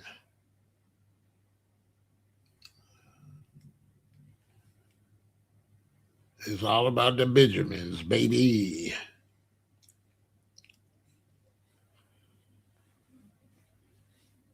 I'm also teaching you if you're a content creator, don't be blocking haters. Those is views. If they disturb your conversation, just time them out or block them so they don't mess up the conversation and go back and unblock them. You need them to come back because they eventually going to go away on their own. You can't be emotional up here over here working. You got to be smart. If you're monetized, you don't block no money. If they gonna click and you gonna make money, why would you block them? I need 5,000 haters to log in over here right now. I need 5,000. I need 5,000 viewers right now. Haters. I would love it. That'd be great.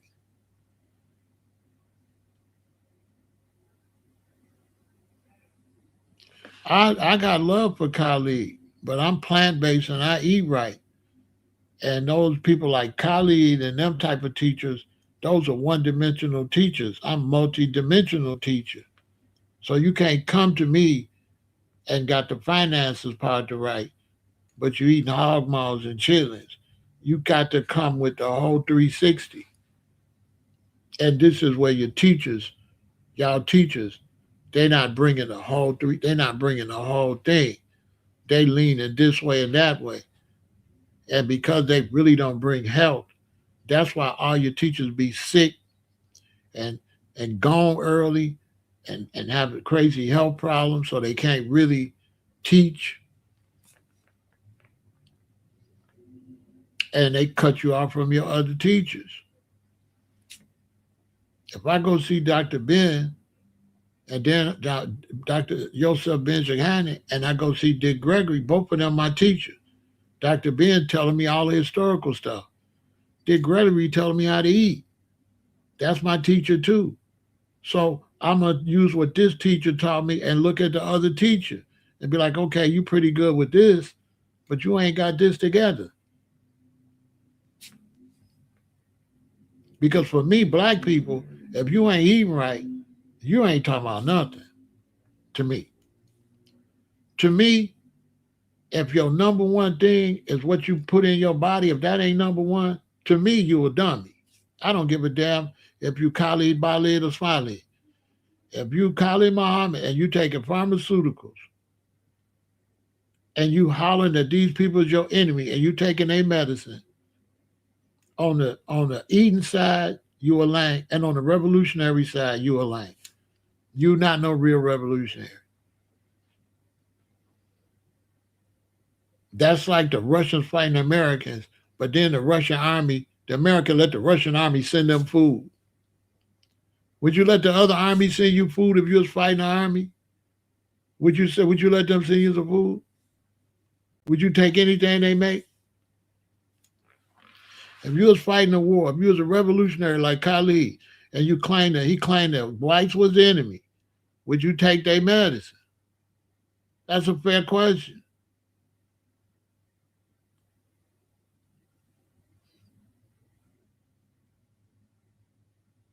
Would you go in there and let the FBI make sure your medicine is the last medicine you take? If you was a revolutionary, you wouldn't be leery of the FBI, and you wouldn't be leery of the CIA, and you'll go take pills. And you talking all this revolutionary shit, and you going right in there letting them people give you pills you don't know what's in it. Mayor Daley, the mayor of Chicago, he always bought his own coffee. He never sat it down, and he always ate his own food. Harold Washington didn't do that, passed away early.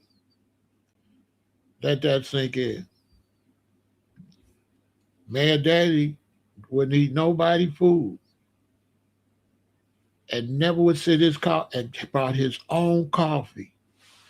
A real gangster, because he know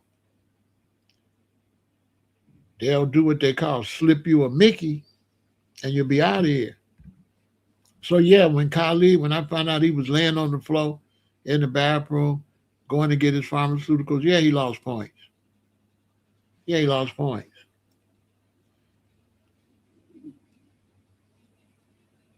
But he lost points anyway when he went public with his feud with Farrakhan. That ain't revolutionary. That's lame. He was a lame. He went out like a sucker. A revolutionary supposed to keep that quiet. Now he went way up there on the Million Man March, still talking against Farrakhan. Bro, where they do that at? Take that on the chin and move on. Don't get out here in front of black people talking all this black stuff, but then you pushing division. And you ain't got no knowledge. You know damn well you couldn't go there. Khalid know damn well you wasn't supposed to go to that school and say that what he said and be in the Nation of Islam. What, all of a sudden he was stupid? Bro, you said something that'll make the Nation of Islam lose their government funding. Duh.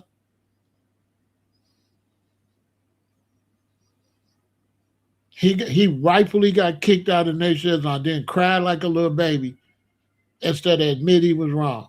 The Nation of Islam is under that funding, that government funding, as a non-for-profit organization. Khalid could have made them lose their funding.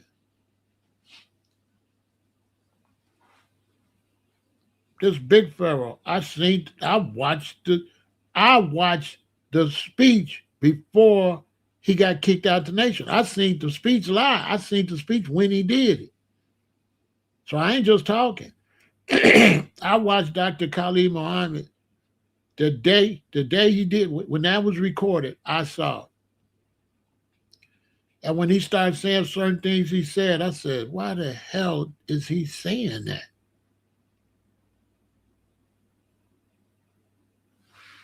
Certain things you can only say to your own organization, and it can't be recorded. You can't go to no college and say that's what he said. Then you're going to turn around and you're going to go to Walgreens and CVS and get drugs when you disrespecting the federal government and the CIA and Secret Services. Bro, what the hell kind of revolutionary is you? Is my medicine ready? It sure is, Mr. Muhammad. Here. It's been waiting just for you. You know what I'm saying? I'm just saying. I'm just saying. I'm just saying. That ain't revolutionary. I'm just saying. You can't be no revolutionary speaking against white supremacy at Walgreens and getting shit from Walgreens. Walgreens is white, dude. I don't know. I don't know. I don't know. I don't know. Maybe I'm tripping. That's like getting over talking a bunch of anti-white stuff on YouTube. Yeah, I watched it. It was the most ridiculous thing. He would go too far. He will go too far. That's why Elijah had to kick Malcolm out. Malcolm went too far too. Malcolm was going too far.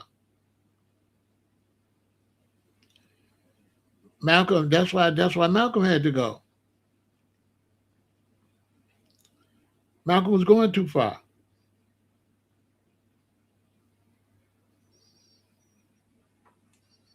Nobody want to debate me. I embarrass him in a debate.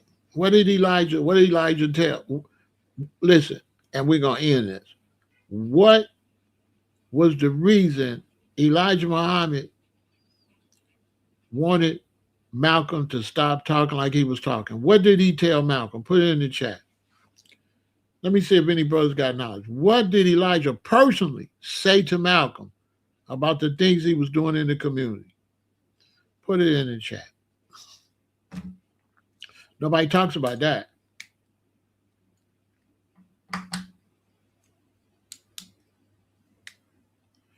Put it in the chat.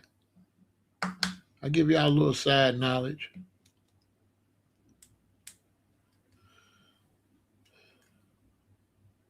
When Elijah summons Malcolm, when Malcolm was up there in New York helping black people protesting, what did Elijah tell Malcolm? Why did he tell Malcolm he had to stop?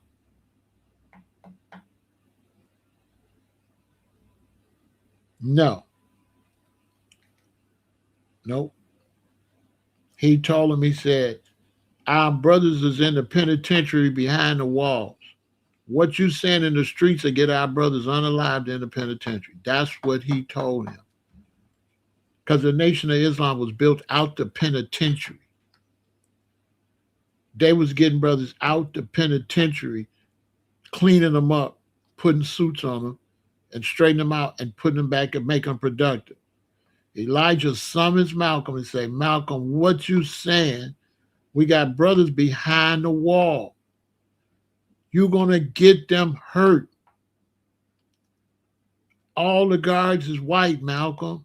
Back then, what you think prison was like in the 60s? And you a black man. He was putting the Muslim prisoners in danger. That's what he told. That's what he told. That's a fact. That's what he told him.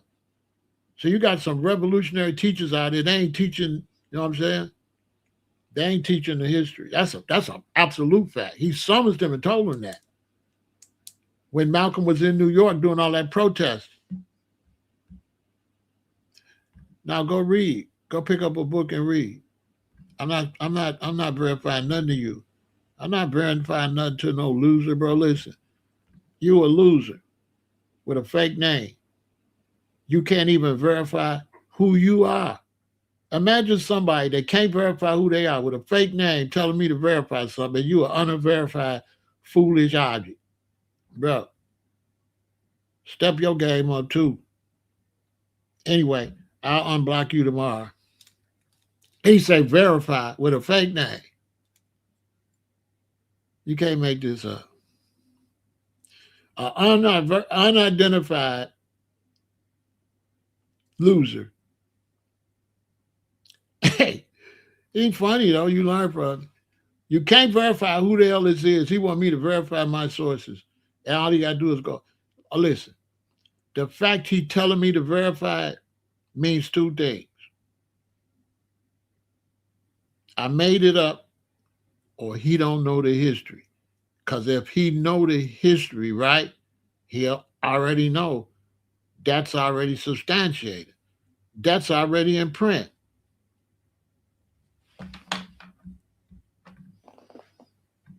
Right? So that just show you he don't know.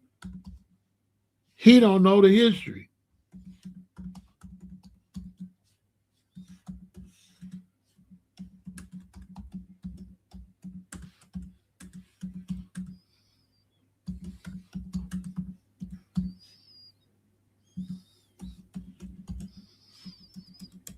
He don't know the history. Because if he know the history, he would already know that.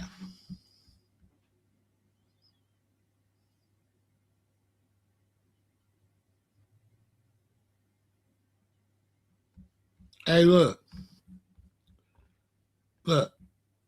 watch this.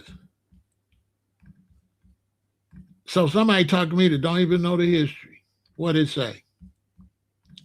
Following Malcolm's X public break from the Nation of Islam in 1964, the relationship between him and Elijah Muhammad became hostile, with intense pressure put on Malcolm X, including threats that could affect his followers, many of whom were recruited from prison.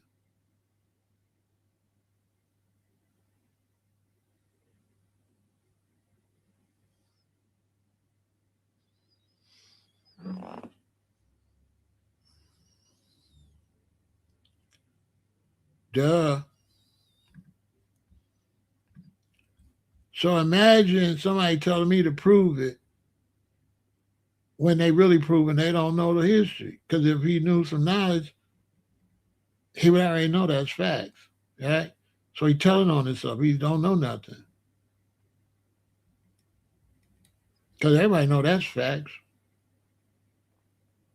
I mean, people that's real historians with black, everybody know that.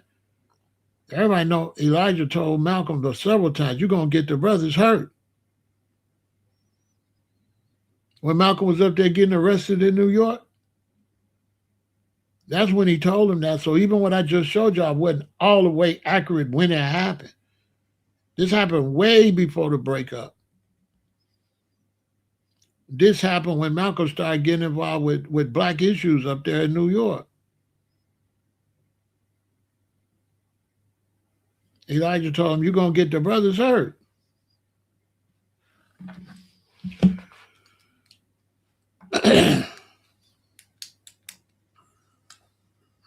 The brothers locked up behind the wall. And Khalid did fall out in the bathroom going to get his medicine. And Khalid did have high blood pressure and lots of medical issues. He had issues. He was on pharmaceuticals.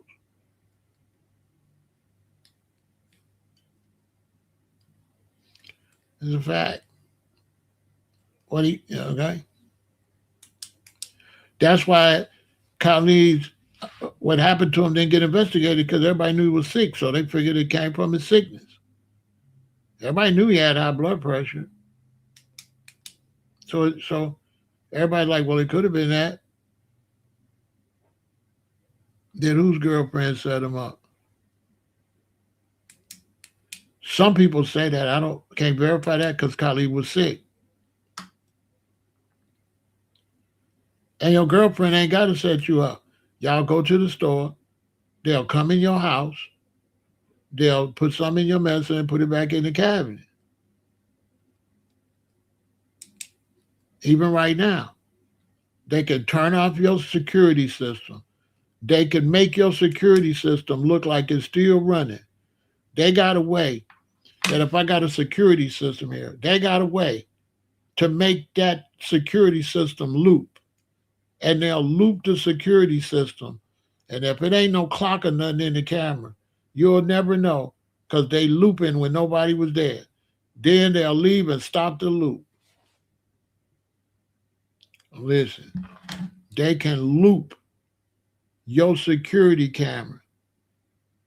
So it's showing the footage, so many minutes before they came in. So they can loop 5 minutes. They can come in your place, do what they got to do in 3 minutes and get out and stop the loop. And you'll never know. When you look at the camera, you won't see nobody. But what the camera is showing you is the last 3 minutes before they came in. And then when they leave and they start back. So everything, you ain't going to see the loop. They can loop your security camera. Ask somebody. You're talking about the government. You're talking about people that got access to the people that make security cameras. They got access to the top technology. It's the government.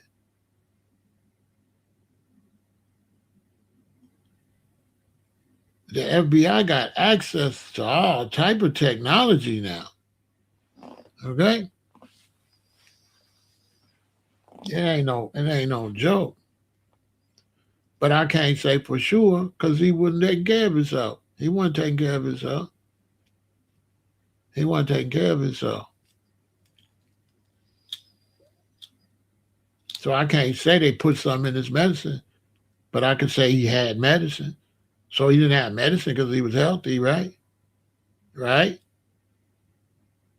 Right? If they say that they put something in his medicine, my question is, what was he on medicine for? He was on medicine because something already could unalive him. If you know anything about the black man, most of the black man's medicine be trying to stop him from unaliving himself. The black man medicine be serious.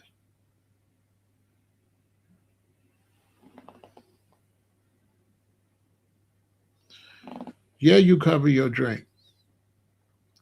Yeah, your daughters and your wife never sit their drink down.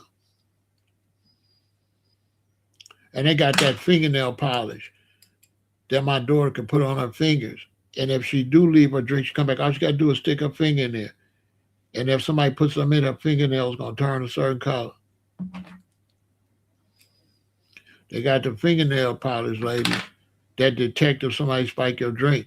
Because even when you got your drink in your hand, I seen the dude walk by a lady and flip something in her drink. Y'all seen that video? Where that lady was at the club and the dude walked by and flipped it and went right in her drink. She didn't even see it.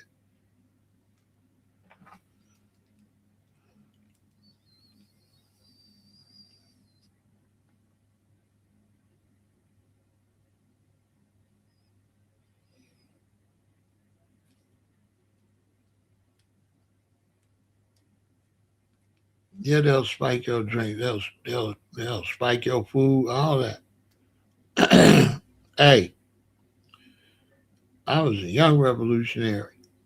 And it's like, because we was vegans, when you're a vegan and we go to the health food store, a lot of times vegans buy the same thing all the time, right? Right? So they can get your eating profile. Not only can they get your eating profile, they can kind of clock how often you show up. Oh, he show up every Wednesday, Thursday, because you're not aware you on the schedule, but they are.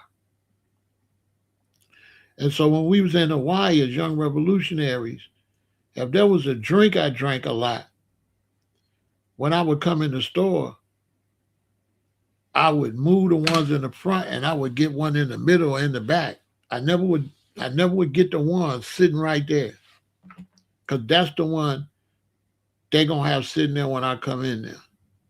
These are facts.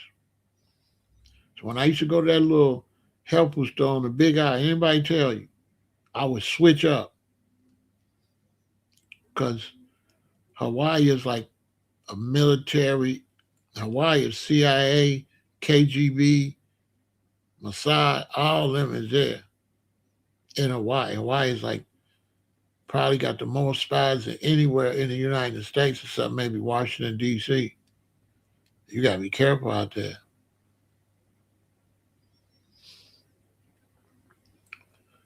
And so I would switch up what I buy. Because, yeah, if you know what I'm saying? But what I did, I stopped talking revolution. That's what I did. I stopped talking radical revolutionary stuff to a bunch of people that wasn't going to respond, put my life on the line. You just wasting your time. Because if you talk to 100 brothers, maybe one will do something. The other 99, most of these pro-black dudes, they fake. They like temporary. They're like a revolving door. If you go somewhere and you go hang out with a group of pro-black brothers and you leave and come back 3 years, none of them will be there. It'll be a different group. The conscious community flips over. They never be there. That's a fact. It's big Pharaoh. All the pro-black brothers that used to get on my live back when I started, they been gone. Look how many of them side nutted weirdos gone. They gone. And then some of them, you could tell they spies because they'll come. He'll be a Hebrew Israelite. After so long, he'll be doing interviews about why he no longer with the Hebrew Israelites. Couple more time go by. Now he a Nuwabian. Right? Or he in the Nation of Islam. Then he'll fade away. He'll be gone. Like the one brother that was talking all that black stuff, found out he worked for the feds in the weapons department where they ship weapons. Y'all remember that brother? I forgot his name. Yeah, he had to go away. I bet you he back somewhere with a new name doing something. I think he went to Africa. All that. He wasn't nothing but the police. Y'all know what I'm talking about. Dude was the Fed.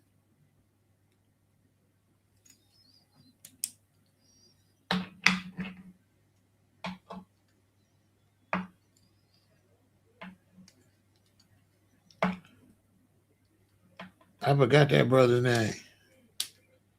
He had all his story. He was talking all this stuff. It's back when Polite and all of them was out there. No, we before him. Irritated Genie. Irritated Genie.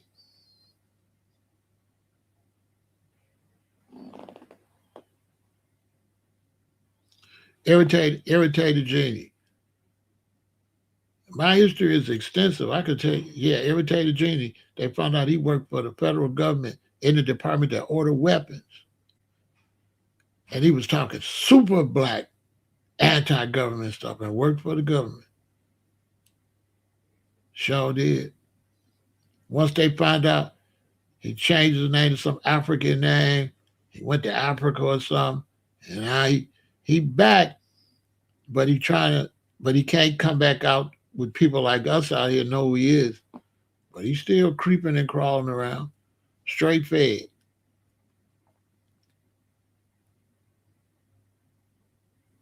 Who remember Irritated Genie? Yeah. He worked for the federal government in the weapons. And was talking a whole bunch of anti-government. Oh, he was and working for the U.S. government.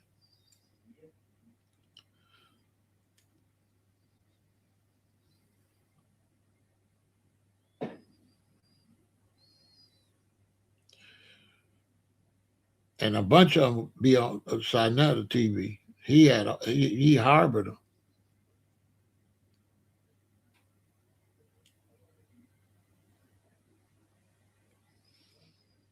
So did. Still do.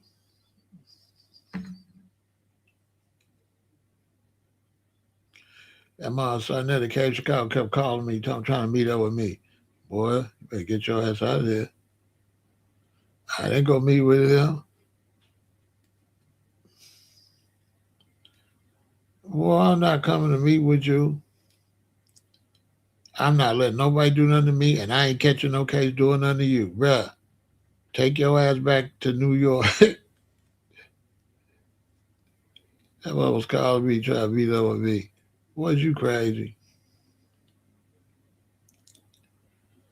There's a reason I ain't been in prison. Miss me with the dumb shit.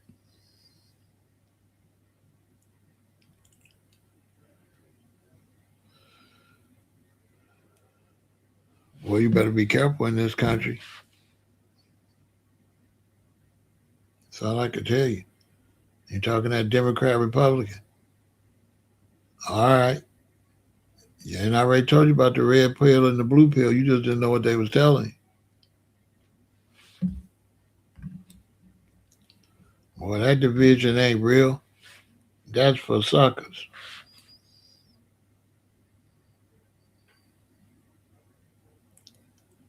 No matter who they put in there, the program still go. I don't give a damn who it is. That program don't change because you get a new president.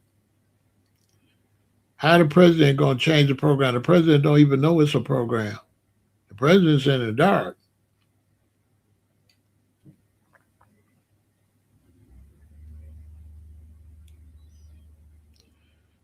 All you got to know about politics is this: they need campaign contributions. It's very expensive to run for president. They got to run very expensive commercials. Who fronts the bill? And who gonna pay for your commercials and don't get nothing back? Who gonna sponsor your campaign and you ain't got to do nothing for them?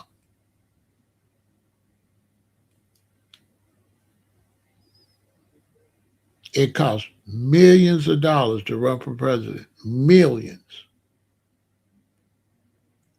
And whoever money that is, that's who runs everything. And the money comes from the money from the Democrats come from here, the money from the Republicans come from here, and their money come from here. So this is the money They give money to this side and they give money to this side. This side funds the Republicans, this side funds the Democrats. That way, these people control it all.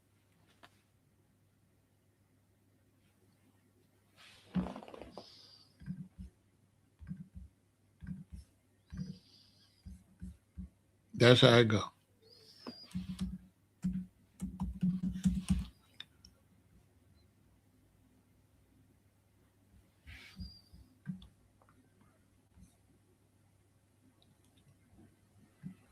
If you don't think so, hey,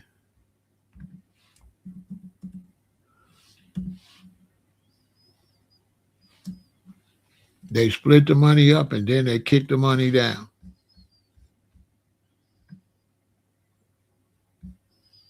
And that way, you don't know nothing.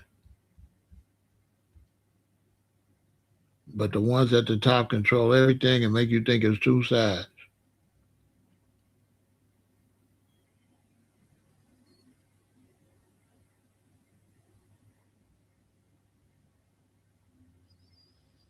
That's how it go. That's why you don't be seeing me. You don't be seeing me getting emotional over that stuff.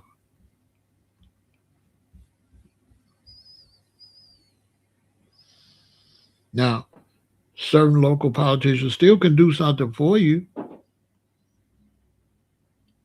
They don't mind them doing something for you as long as it don't go against whatever they trying to do. There's things they could do for you that don't hurt big corp. So there's some room there to do some stuff.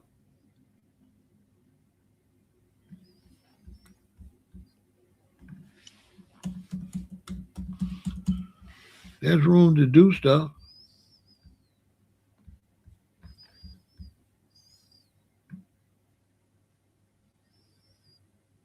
But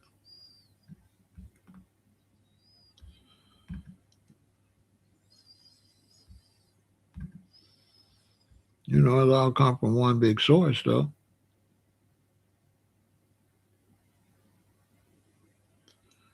And if you don't know that,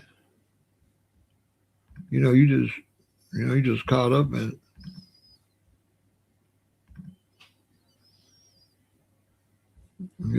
in something basically.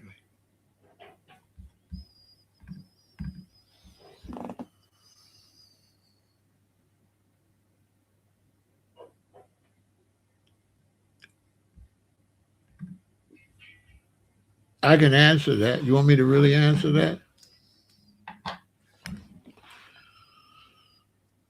Elijah Muhammad wasn't worried about no funding because Elijah Muhammad didn't take government funding. The Nation of Islam under Elijah Muhammad did not take funding.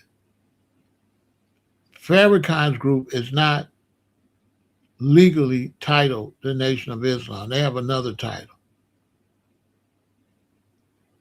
Elijah refused to take any government money. That organization totally the son took over and got rid of that organization and started a new one. Farrakhan came and started another organization. The legal name of the Nation of Islam, that's not their name. They are not legally the Nation of Islam.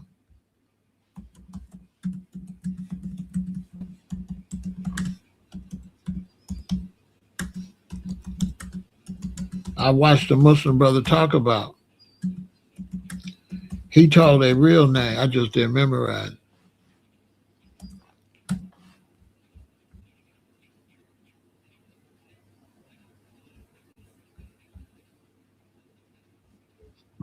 But that's not their name.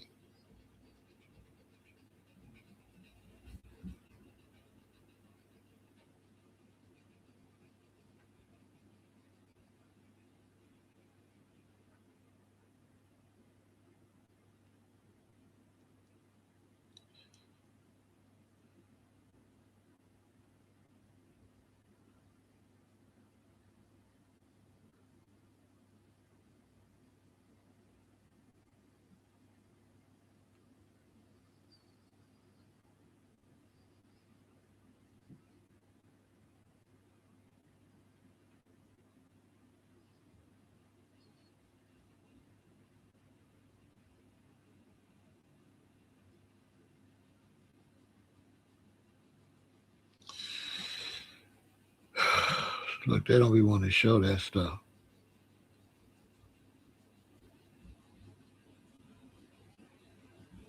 They don't want to show it. But it's called something else. It ain't the Nation of Islam. Because it went from the Nation of Islam to the American Muslim Mission, and then whatever Farrakhan and them call it. But Farrakhan and them call it something else.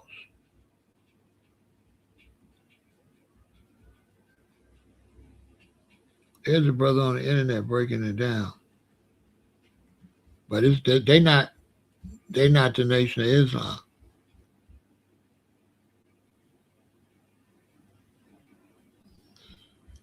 But Elijah didn't take none of that. Elijah didn't take no government money. All that money was raised on their own. He didn't take none of that.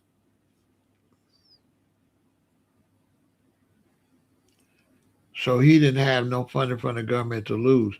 He didn't want Malcolm talking crazy because he didn't want the brothers to get hurt in prison. Farrakhan's group is not the Nation of Islam. It's called something else. There is no legal Nation of Islam no more.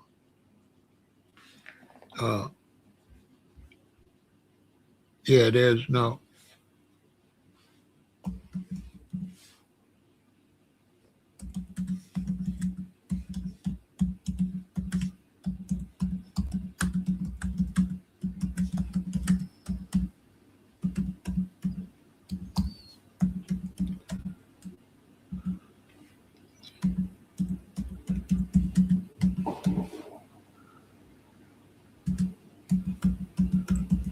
The brother said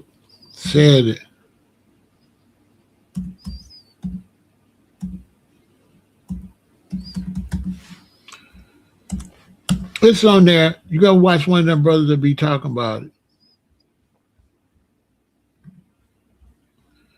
There's brothers on there that's talking about all that. You can go see it. He on the internet. I forgot who it is. I could go back and find the brother. I recognize him when I see him. But it's not. That current group is not the NOI. They got the NOI.org, but they government funding is under another name.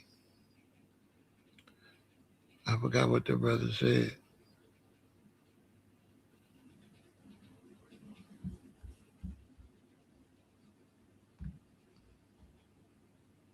It's called something else.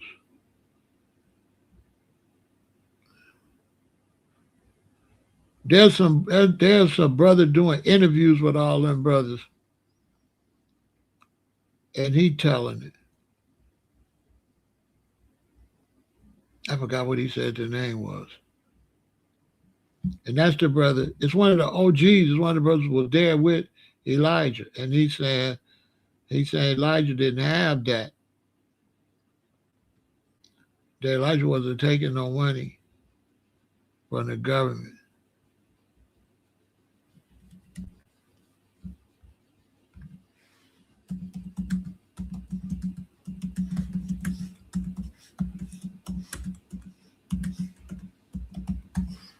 I be watching the OGs that was there.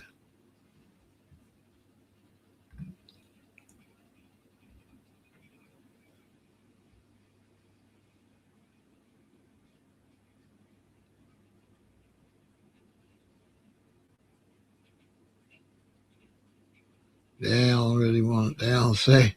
That's deep. They don't say. Ain't that crazy? Boy, they be hiding. Boy, they be hiding stuff. And it's amazing how much.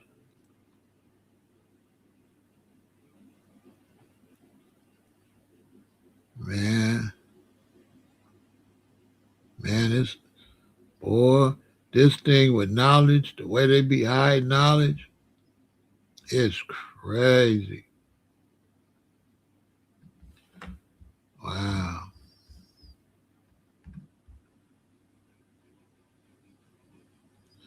The way they be hiding now is just crazy. But yeah, they 401c or whatever is under something else.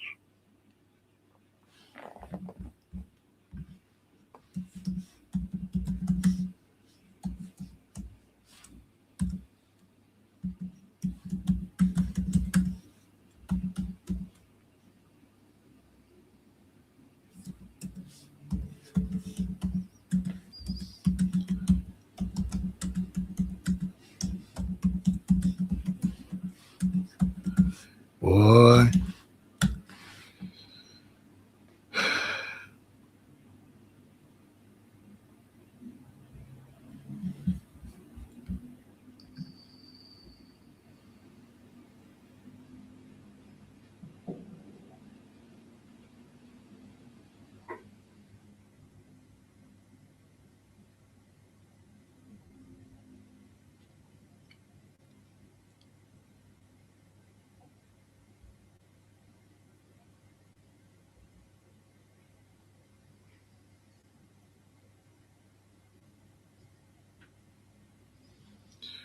See, it's a individual mosque now.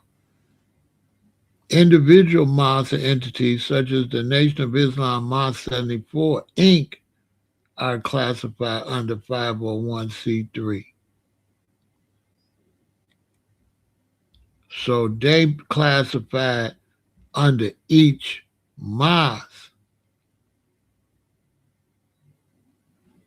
See, they classified under each mosque. They not, you see what I'm saying? Here you go right here.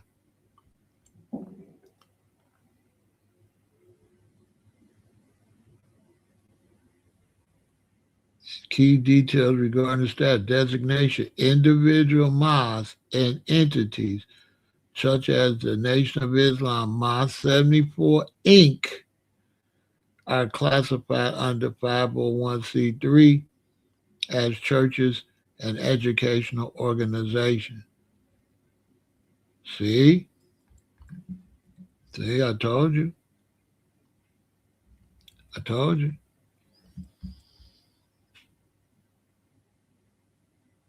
I told you.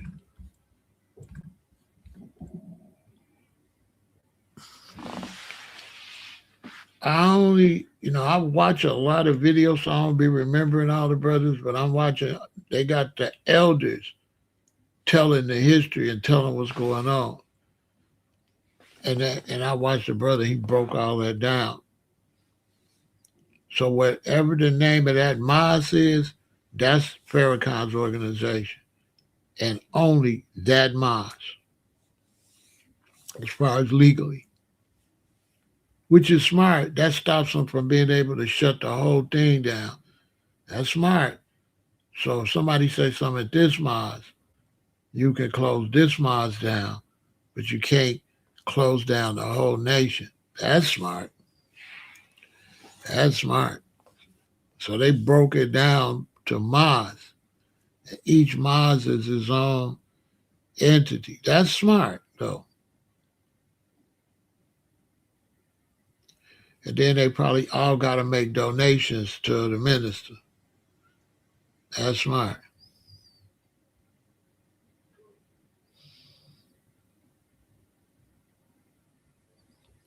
But they not legally the Nation of Islam. That's for sure. And they haven't been a Nation of Islam since Elijah's son took over. He got rid of that name. Anyway, Wallace Dean got rid of that name, and Farrakhan had to come and build something new. I was there for that. I remember when they moved, I tell you, Lewis,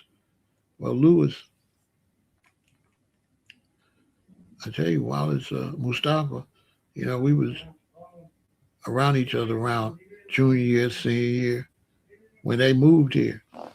When they moved to Chicago, that's how I met Mustafa, because he was going to South Shore with Chucky Hudson. And Chucky Hudson, I knew Chucky Hudson from Luther South. And Chucky Hudson was a real good basketball player. his daddy, Chucky Hudson's daddy, played with the Harlem Globetrotters. So Chucky Hudson transferred, his daddy transferred from Lucia South to South Shore. But because we was childhood friends, we were still hanging out. And when Chucky went to South Shore, that's where he met Stop. At that time was Wallace. So I used to go by Chucky House. That's where I met Wallace. And they had just moved here. And that's when he can verify that. That's when they had a house in Beverly Hills. And the whites up in Beverly Hills, the Chicago Beverly Hills, y'all know what I'm talking about, in Beverly. And the whites went and wrote the N-word all on their garage. So then they moved over to the South Shore area. And that's when I seen Farrakhan walk past in his house, but I didn't know who Farrakhan was. He had the house, and then they had the underground garage, one of them houses in South Shore. That was the first time. This is back in the 70s. So when the garage door went and the car went under, we like, dang, you know what I'm saying? And went to his crib and picked him up. But I didn't know nothing about Farrakhan. I had a bunch of writings by Farrakhan, but I would just read the writings and I wasn't paying attention to the author. So once I met Wallace at the time, and he kept talking about his daddy, and he mentioned Farrakhan when I was at home looking at because I used to be giving out these revolutionary papers, right? I was a young revolutionary. I used to put papers together. We didn't have the internet. And I looked at one of my papers I had got, and it said Minister Louis Farrakhan. So I took it back to Chucky House the next time. Wallace, I said, man, I got your daddy's papers, man. I got your daddy's writings. Because I was like the first kid, regular Black American, that knew about his daddy from them writings I had. So, you grow up, I'm doing my thing. I started Rasta. I turned Rasta, growing my dread like Kemetic. I turned Egyptian Rasta, made up my own thing. And I heard that they had fixed the mosque because the mosque didn't have a roof on it. So they raised the money, got a roof on the mosque. They had the Savior's Day. And I went to the first Savior's Day that Farrakhan had here in Chicago, downtown at is that the Auditorium Theater? I think that's the Auditorium Theater.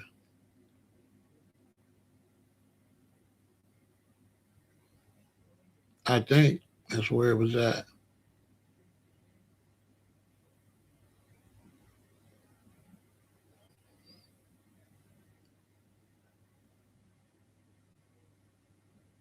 It might have been at the Medina.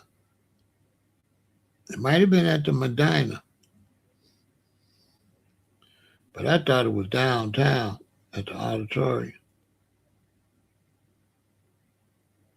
It was either at the auditorium. Let me see.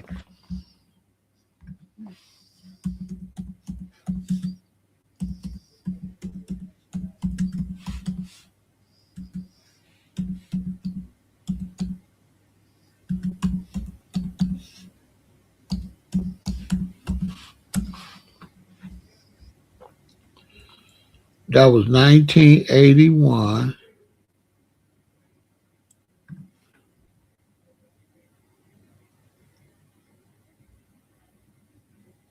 Where was it at?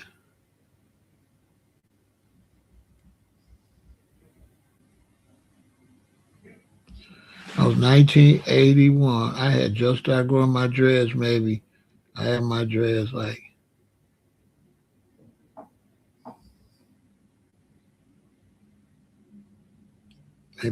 maybe 3 years.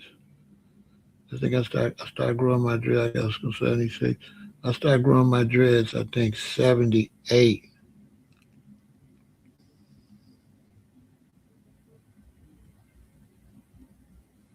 That was the first one.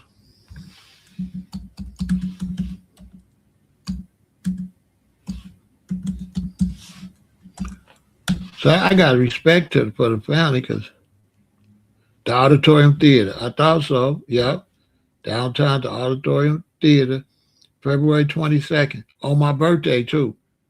It was held on my birthday. It was held on my birthday,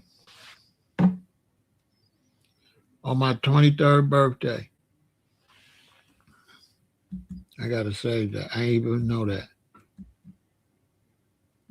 I went to the first Savior's Day at the Auditorium Theater on my birthday in 1981. I didn't even know it was my birthday. I took my queen,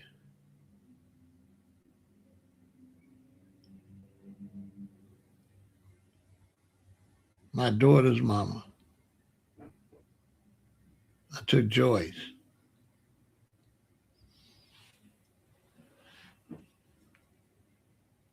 I went with Joyce. She was the one that had lived in Israel. My oldest child mother.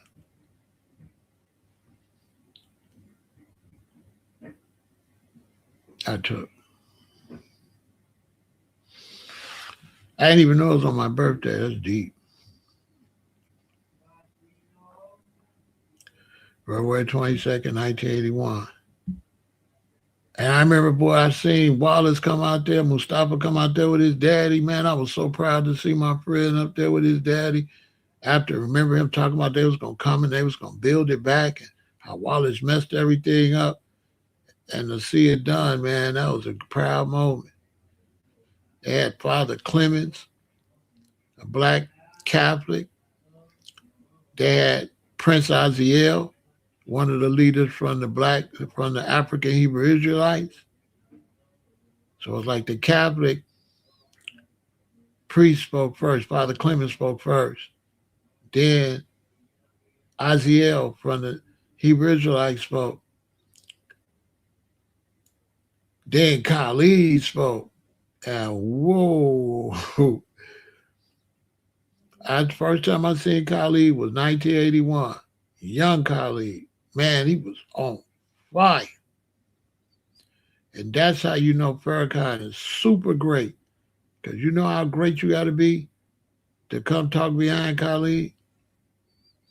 Man, just anybody can't come on the stage after Khalid. Khalid was telling us to go to the gun range, get guns, learn how to shoot. He was wilding.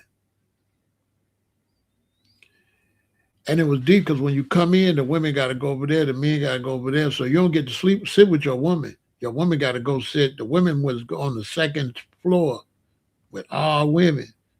And I had to sit with all men. So you don't see your woman until it's over. They separate the men from the women. Real talk. Downtown at the Auditorium Theater. I thought it was downtown. That's what that brother talking about. We ain't gonna have no smoking in here. Try to disrespect me.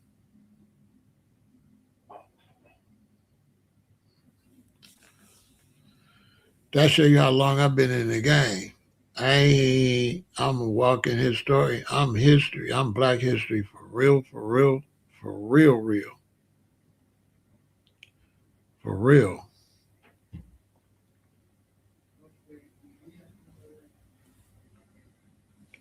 I am real black history.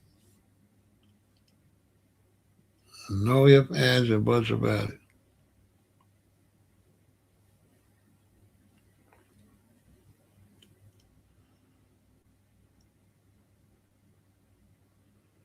Man, Farrakhan, shut that down, man.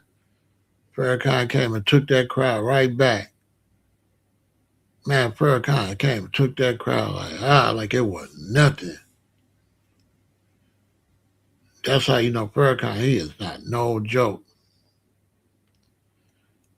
Not on the speaking side. Man, can't nobody come behind Khalid but Farrakhan.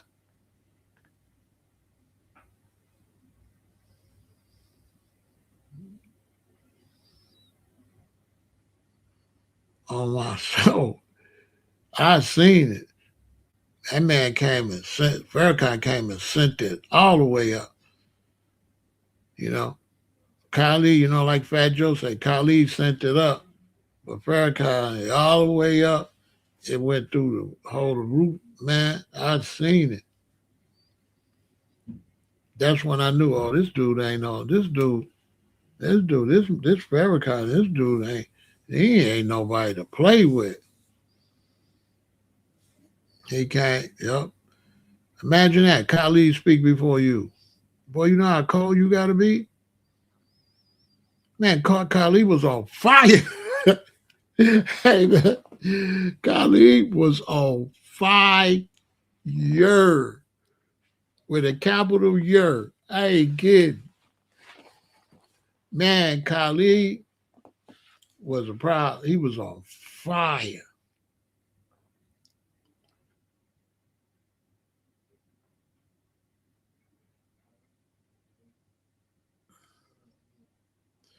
But he don't got that Farrakhan delivery. Farrakhan bring it down and he take it up, and he bring it down, then he take it up, he know how to move, he know how to do it. He up benevolent, he do that, and then next thing you know he hollering. Then he bring it back down. I've seen him a lot. I can tell you just how he do it. That's how he's such a dynamic speaker, because he bring it down, then he start hollering. And they be like, whoa. He bring it down and talk real soft, set you up. Then next, we ain't gonna let it burn. Yeah, and then people be going crazy. Whereas Khalid, he come in talking regular, and then he just go up. He don't go back down. Khalid in up here. He don't go up and down. He go like this. He go Khalid. Khalid come in. Khalid come in on dummy. Khalid come in like y'all think somebody playing with y'all. We gonna have to wake up.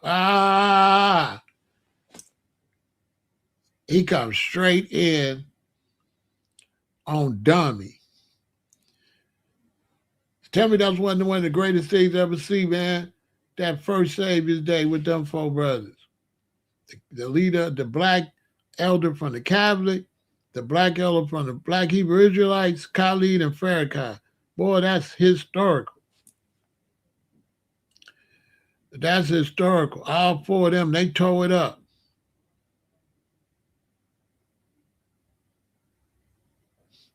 Father Clemens, he was a Catholic, so it was smooth. Hebrew Israelite brother, kind of smooth. Here come Khalid. He take it to 100. Then Farrakhan come take it to 5,000.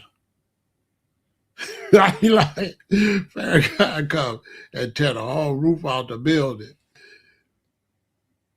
I ain't lying. I've seen it. Farrakhan come in.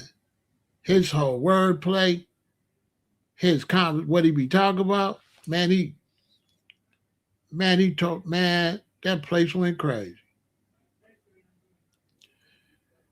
One thing you can't take about Farrakhan, boy, he is a great speaker.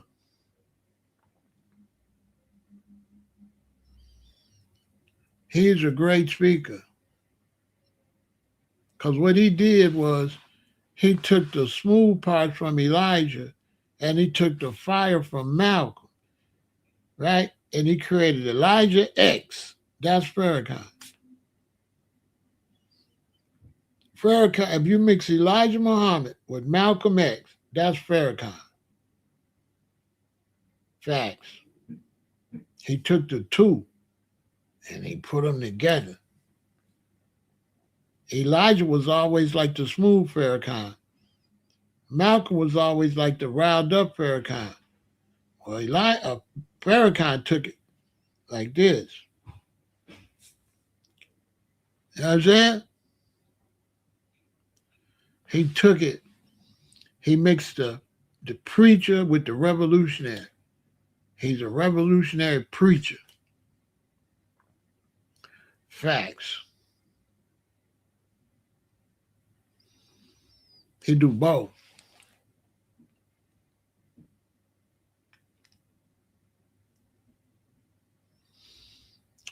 That's a fact. When you seen him leaning on the preacher side, that's because he started going to the uh to the Christian churches. So he started going to the Christian church. Oh yeah, I seen him twice because I seen him at the Christian church over there on 95th. I seen him there too. I seen him at the Christian church with the guy that got in the scandal with all the women and stuff. The pro-black Christian church with the guy that got to talking crazy, the light-skinned guy, his church.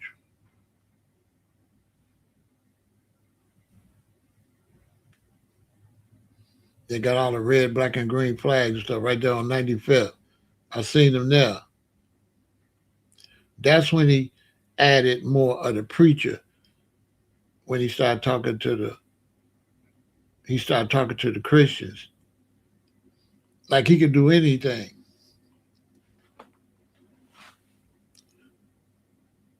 So when he's just talking to just black Americans, he'll do the preacher side. But you gotta understand, on Savior's Day, it's everybody. Yeah, Reverend Wright. I seen him at Reverend Wright's church. I seen him at Reverend Wright's church, right there on 95th. I forgot which woman was with me then. But the difference with that and the original Savior's Day, everybody was there. Militants, Black Power, everybody. That's the difference. That first Savior's Day in Chicago, everybody was there. Everybody named Mama was there. OG gang members, everybody was at that one. Because like I tell y'all, back in those days, anything black, we all coming.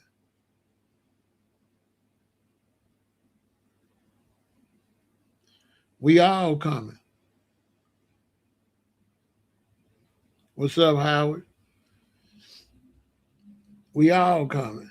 That was 1981. Yeah, everybody was saw anything black was there.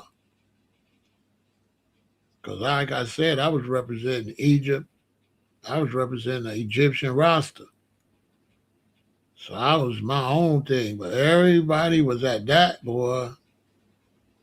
That's why everybody was speaking. That's why he had Clemens speak. That's why he had the brother from the Hebrew Israelites, because the Hebrew Israelites was there. See, back in the 70, 80, 81, 82, everybody went to everything. Anything black, everybody went. That's the difference. Later, they became all separated groups. But then, none of the groups was big enough to be separated. So everybody went to everything. Anything black in 78, 79, 80, on through the 80s, anything black, everybody there.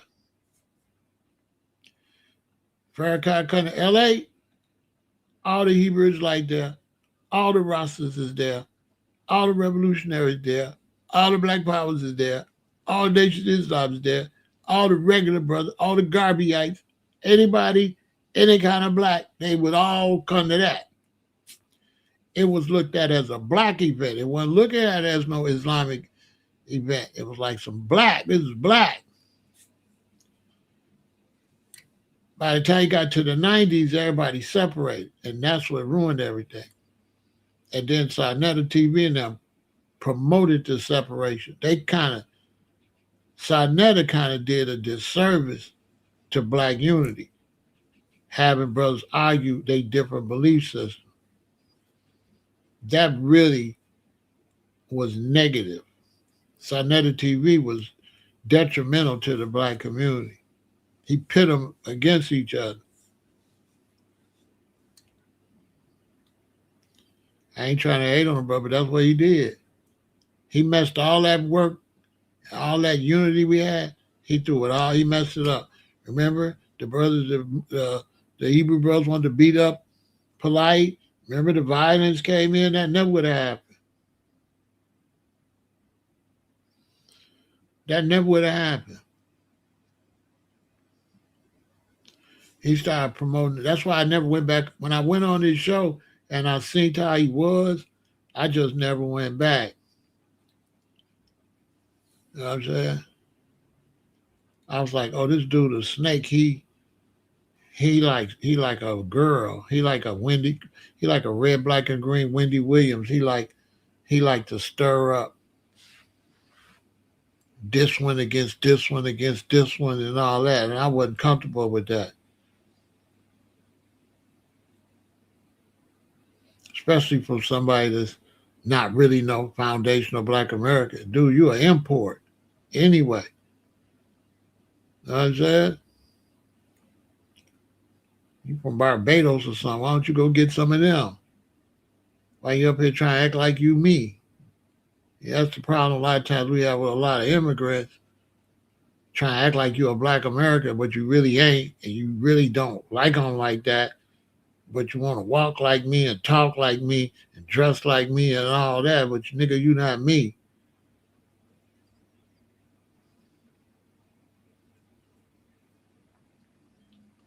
People like that to get you put in the penitentiary. I stay away from. I end up in the penitentiary messing with something that.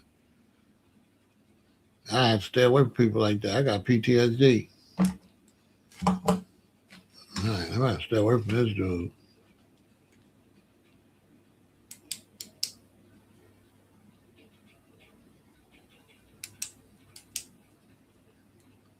Reggie not even black like that. He a goddamn nerd cornball. He ain't black like that. He a goddamn librarian.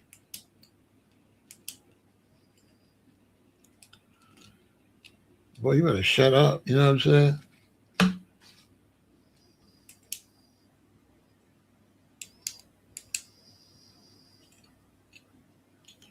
So another came to Chicago trying to meet up with me. I'm cool though. I don't believe I could have sent the guys on him. Man, I could have sent 20 people.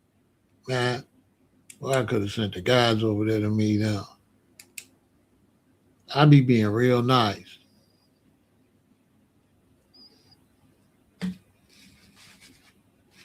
Because I'm pretty much my thing. I've been involved with every walk of the black community. I'm involved with everything black. I'm not in LA, so I'm not as involved out there like I was a little bit. I wasn't out there long enough. But here in Chicago, yeah, I'm involved with every aspect of the life in Chicago. Whether you're a Muslim brother, Hebrew Israelites, whatever. BD, GD, Vice Lord, Foe, Blackstone. I try to be involved with every aspect of our culture here in this country. That includes the brothers, the African brothers, the Caribbean brothers, and all that. I got alliances in every one of them groups. That's why I don't be going too far with the nonsense. You know what I'm saying? I'm trying to get reparations. I ain't trying to beef. And when the beefing starts overtaking the reparations, you bringing in a bunch of beefers that ain't standing on reparations. They just there for the beef. That ain't cool. Because a lot of these dudes that's coming in now when we trying to push reparations and we trying to push what we stand on our lineage, a lot of them, they not there authentically for reparations. They there just for the clown shit, for the beefing. One thing about black men, I'm their leader. So I know all their faults. I know everything wrong with them. One thing about the black man, he love to do unnecessary beef. He try to sideline real work and then replace work with beef in a minute. That way he ain't got to do nothing but beef. They like that. You ain't gotta do nothing. All you gotta do is beef. You ain't gotta roll up your sleeves. You ain't gotta bring nothing to the community. Nothing. You could be. All you do is beef. They like that.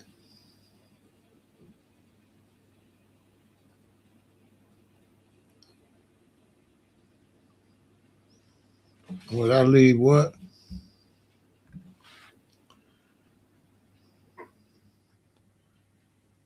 Shit, I'll leave one of yours too. Anybody could get it, bro. I'm in Chicago.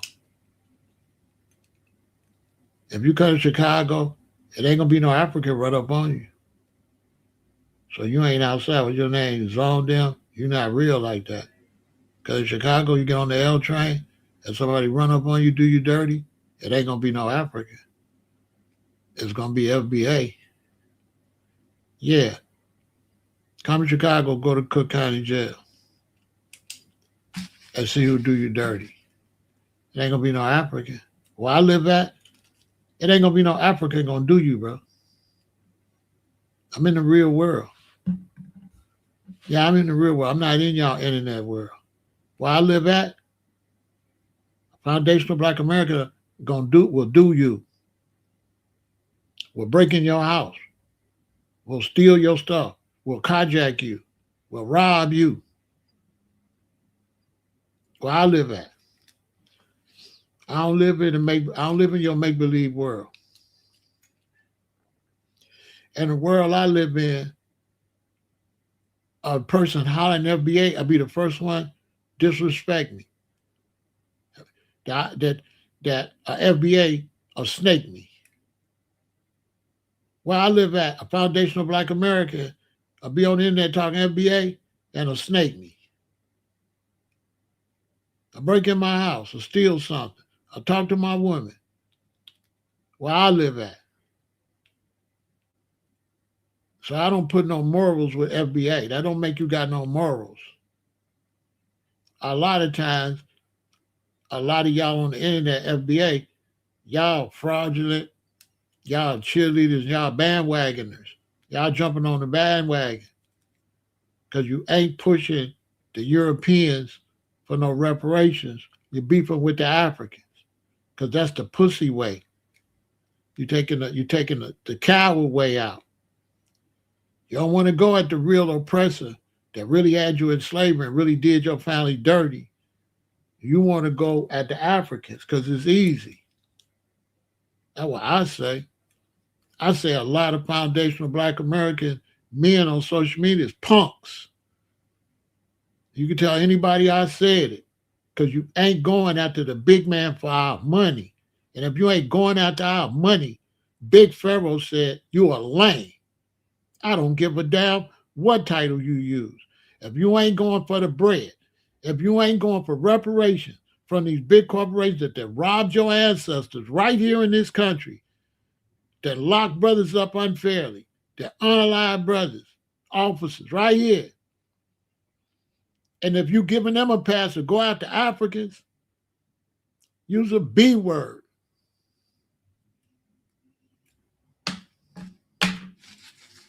So don't ask me what I do nothing to no Africa. I do something to you. Fast. I don't trust you. I don't trust. Listen, zoned in. I wouldn't trust you. You can't come to my house. You can't meet my wife. You can't meet my kids. On my soul, I wouldn't trust you further than I can see you. Just the fact you coming over here saying something to incriminate. Look, this brother come over here and ask me something to incriminate some police shit. Look what he asked me. Why I'm from he the police? Why would you ask me some crime? What I do a crime? Right here on this social media. Look what he asked me. This Big Pharaoh, this the rat boy. You the police. In Chicago, you the police. You the police in Chicago. You know that, right? Let him ask you some police ass. He the police. In Chicago, you the police. You coming right on here asking me about a crime. What I do a crime to an African. on social media. No, I would not, officer. No, officer. No, officer. And I got the right to remain silent. Anything said can and will be held against me on the court of law. Mr. Police. Yeah, come back later. Told you I got PTSD. Yeah. Oh, okay. Calm down. You know what I'm saying? Stay your ass out of Chicago. That's what I can tell you. Because you get outside with the goofy, weirdo questions, it don't go bad.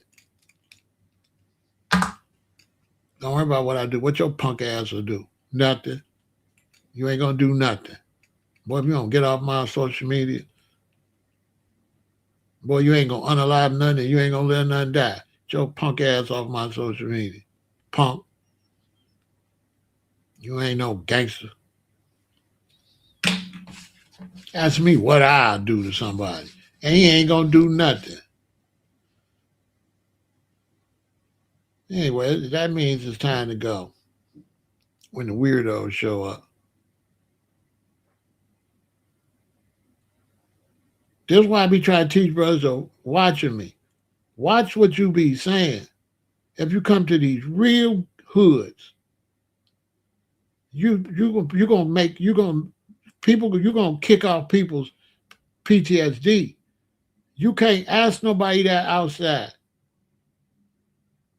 You can't nowhere in you can't walk in these hoods here, ask somebody would they do something to somebody like that. They're gonna be like, what?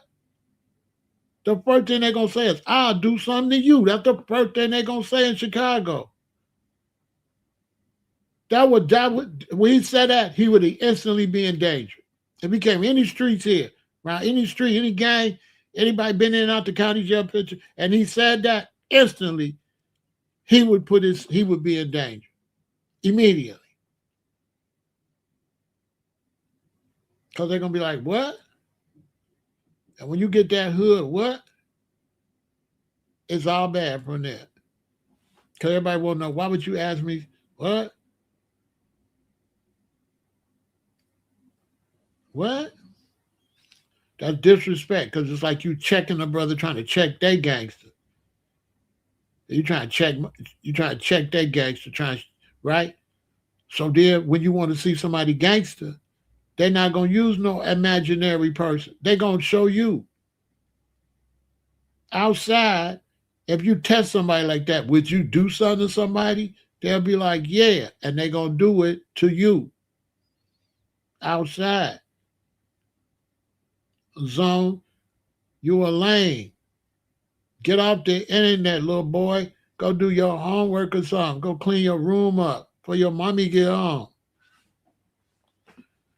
This for grown men. It's not for no little boys. Don't question me. Go question your mama, your daddy, or your kids. I'm a grown ass man, boy. Don't you ever question me. Over here with a fake name. See, that's what I keep telling y'all. They come over, they hide they self.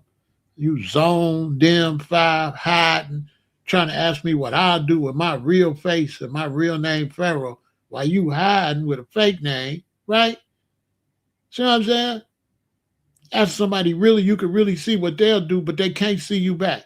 I can't stand. That's one thing I don't like. Dudes is over here dealing with real people they can see, and they hiding like little girls. You don't know who they are. Scary ass. They use your real identity. And you try to ask me some real stuff what I'm doing, and you some punk. You don't even want to show your face or your real name with your scary ass. And you trying to question what somebody else to do, and you don't use your real name, your real identity. You're scary. You scared. You don't want nobody to know who you is.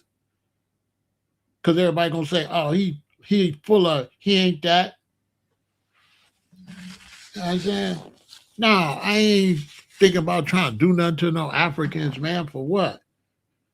That old self, that ain't got nothing to do with no reparation. What do you mean, Africans? I don't hate no damn Africans. What's he talking about?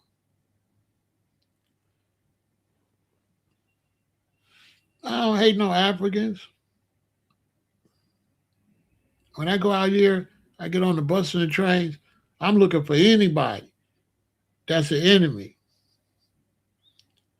You know, the idea that we foundational black Americans cannot be based off of hate. Foundational black Americans got to be based off of the unity of foundational black Americans, not the hate for others. You get strong by uniting. Concentrating on others is a distraction. The whole tether thing is a distraction to me. I ain't gonna hate on nobody. Do what you do, but it's nothing positive from that. That's not gonna get reparations. That's not gonna help us get better housing. That's not gonna help brothers and sisters get cars, transportation, better education. Talking about tethers all day ain't gonna do nothing. Seriously.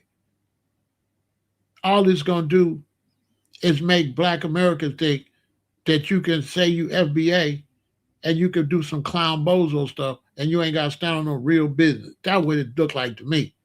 It's like, come, let's do some bozo. Well, let's not do nothing serious. Let's do name calling. That'll surely help us. Let's you know what I'm saying? Let's identify ourselves. Let's delineate and do some and be clowns. We delineate and signify. Like to me.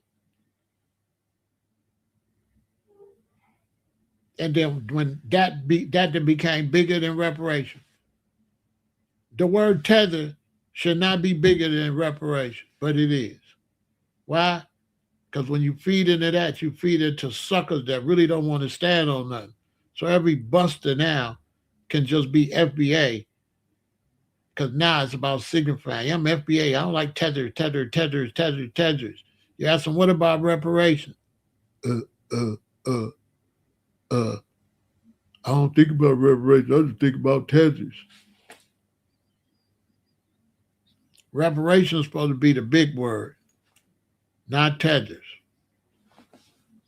Tether. 1,000 videos about tether, one video about reparation. Make that make some goddamn sense.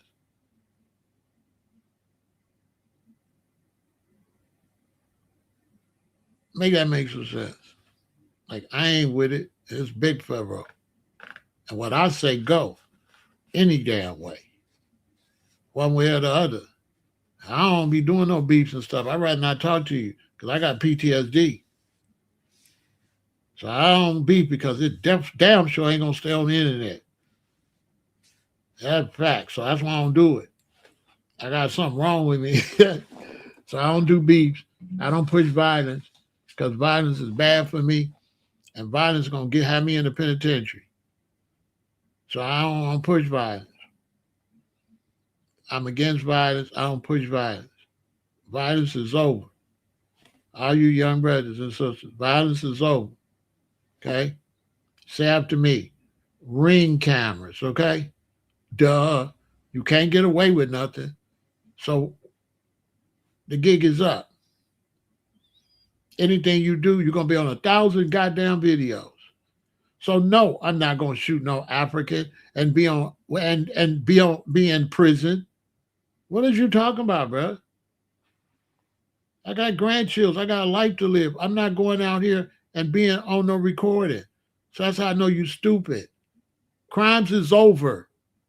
Everything is recorded. Big Brother is watching you. Crimes are over.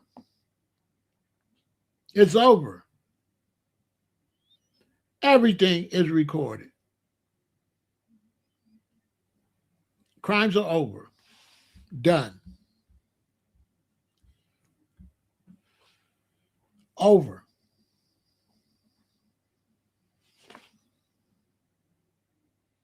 Crimes is finished. Young brothers, crime is over. Crimes is, ain't no need to talk about crimes no more. And they finna send all social media threats to the FBI in a couple of days. All threats, all social media threats in a few days will all be sent to the FBI. If you say any threat to anybody, social media accounts, social media platforms are being notified that they must send all threats to the FBI. Starting now. That's why y'all should subscribe and watch me. I'll keep you up on what's going on. All you brothers, a threat is going to the police immediately.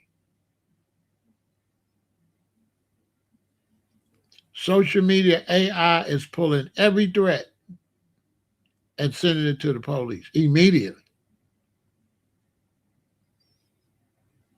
That person that asked me that, that's going straight to the police. Zoned him, what he said, that's going to the feds. What he said to me about doing the Africans is going to the feds. He just created a file. In no time, they have his real name, his number, his mama's name, his daddy, where they live at, everything. All his family, his children, all that is going in the file because his dumb ass got on here with his IP address and said something crazy like that on social media. Trying to get me to jump off the cliff. When I know the police watching and the police already know Pharaoh not going to do none of that. They gonna laugh when you ask for that. Like, look what he asked Pharaoh. Pharaoh not gonna bite that. Boy, he don't even know he talking to, do it. The police somewhere said he's better be glad that Pharaoh knows everybody watching because he'll get it when he gets finished. What kind of idiot is that? Go run his file. Run his file. Instead of him getting on social media talking about something positive, he come over here talking about violence, some xenophobia. Bro, I don't do xen or no phobia. I'm not with xenophobia. I'm not with black on black crimes. I'm not with hating black people. That's not what I got into this for. I'm foundational Black America, and I'm for delineating so that I can let the system know that I'm one of the people that was here doing slavery. That's why I'm delineating. That's why I want my lineage for my reparations. My lineage proved that my people picked cotton, that my people was a slave, that my people went through redlining. So for me, right? For me, delineation is for me to prove who I am. You know what I'm saying? For me, I don't like beefing. Beefing mess with my PTSD. So I don't like beefing. I'm not good at beefing. If you meet me, I don't beef. So if you meet me, you need to be super peaceful and you need to be want to have a good time. Because if you meet me and you one of these irritated brothers that like commentate, I'm gonna walk off. I just can't deal with you. I don't like beef. I don't like negativity. I like positive shit. I don't like negativity.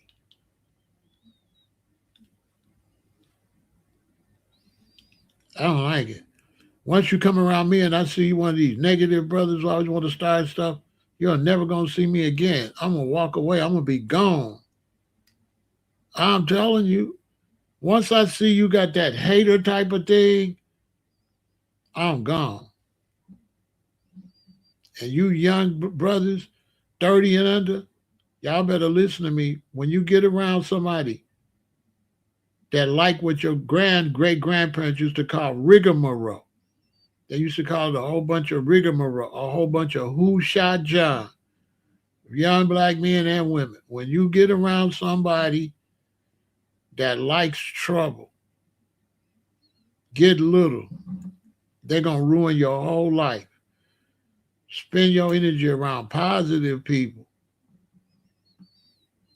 If they always arguing If they always, but no, but no, but no, and they always looking for an enemy, stay away from them. If you're talking about reparations and one person want to talk about tethers all day, talk to the one want to talk about how we can get our money. Cut the check.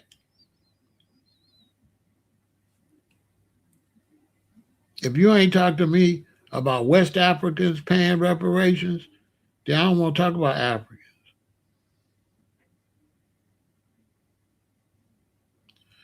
I don't want to talk about Africans if we ain't talking about West Africans' responsibility for reparations, that they need to send us some cocoa, some gold, or something. They got all that chocolate. We should demand that West Africa send us chocolate and fund us to start our own chocolate business, Black American Chocolate Company. Talk to me about some upward mobile thinking.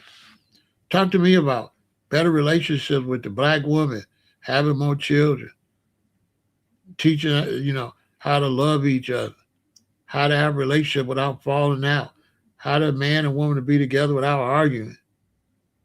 Stuff like that.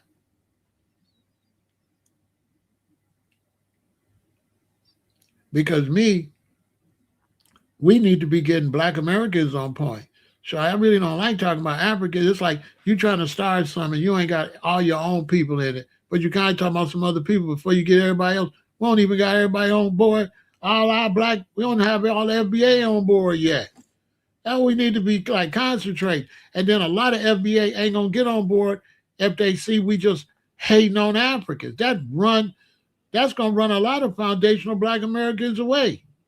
There's a lot of foundational black Americans that's not gonna mess with FBA if we known for hating Africans. They're gonna look at it as negative. That's gonna destroy everything. So a lot of people just not gonna deal with that. They don't mind getting reparations for what happened to us, but they don't want to get on this global hating stuff. They still want to love black people globally. Just because I'm trying to get reparations, I'm trying to get that from the white system. I'm trying to get that money from white America companies. For me, reparations is not even about white people. For me, reparations is about companies that owe us. For me. All right? So I hope you learned something. Stay positive. Much love and respect. And this is what reparations is about.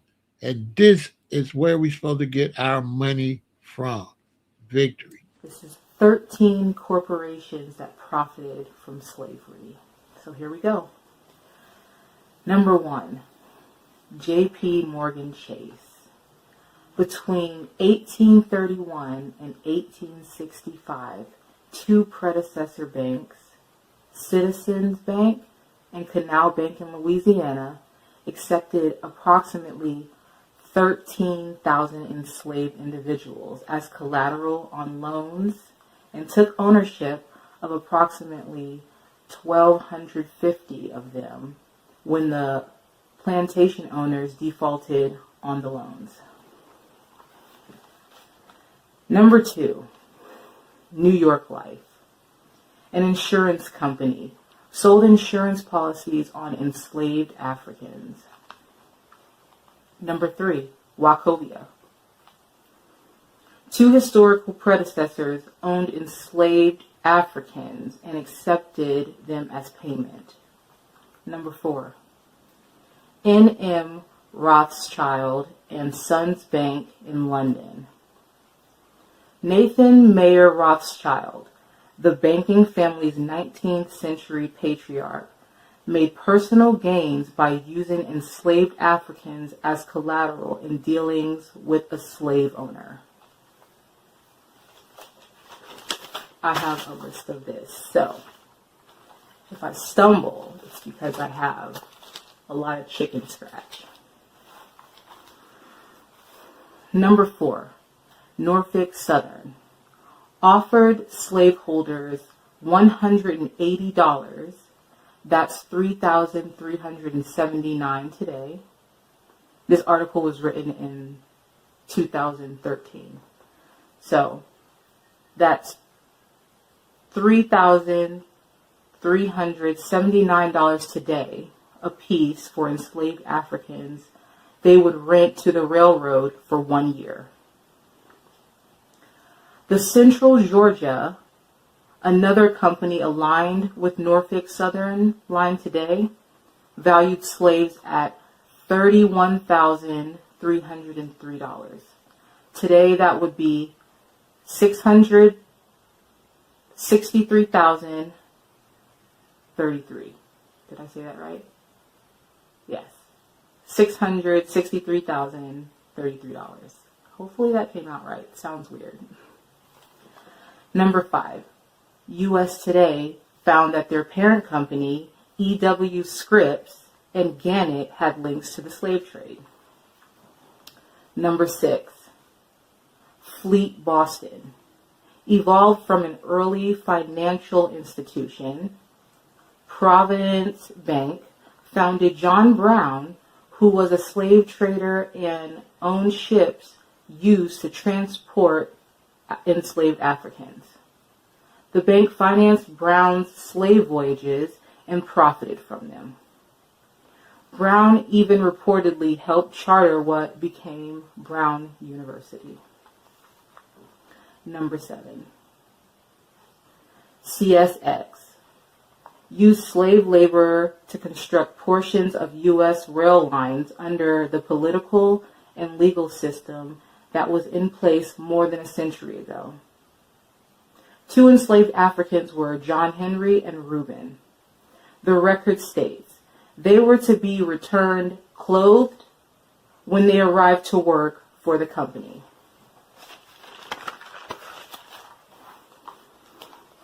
Number 8. Canadian National Railway Company. The Mobile and Ohio, now part of Canadian National, valued their slaves lost to the war and emancipation at $199,691 on record. That amount is currently worth $2.2 million. Whew. Number 9. Brown Brothers Harriman, the oldest and largest private investment bank, founded 1818, owned hundreds of enslaved Africans and financed the cotton economy by lending millions to Southern planters, merchants, and cotton brokers. Number 10. Brooks Brothers, high-end suit retailer, got their start selling slave clothes to various slave traders in the 1800s. They got their start by selling slave clothes. Number 11, Barclays. British multinational banking and financial services company headquartered in London, has now conceded that companies brought over the years may have been involved in the slave trade. Number 12, Lehman Brothers. This business empire started in the slave trade. Quote from Joe Pelizzotto: "This is a sad part of our history or our heritage. We're deeply apologetic. It was a terrible thing. There's no one sitting in the United States in the year 2005, hopefully, who would ever in a million years defend the practice." 13. Aetna. Aetna? Aetna. U.S. largest health insurer, apologized for selling policies in the 1850s that reimbursed slave owners for financial losses when the enslaved Africans they owned died. Aetna has long acknowledged that for several years shortly after its founding in 1853, that the company may have insured the lives of slaves. A few other people or a few other corporations, companies that profited from slavery: Princeton, Harvard Law School, Tiffany & Co., Bank of America, Yale University, and Wells Fargo. Now, if you want smoke, I'm here for all of it. But we not about to play the gaslighting game. Just like we said FBA is not an organization, FBA is also not a movement. There is a movement, though. The movement is called the Delineation Movement. FBA is the lineage, delineation is the movement.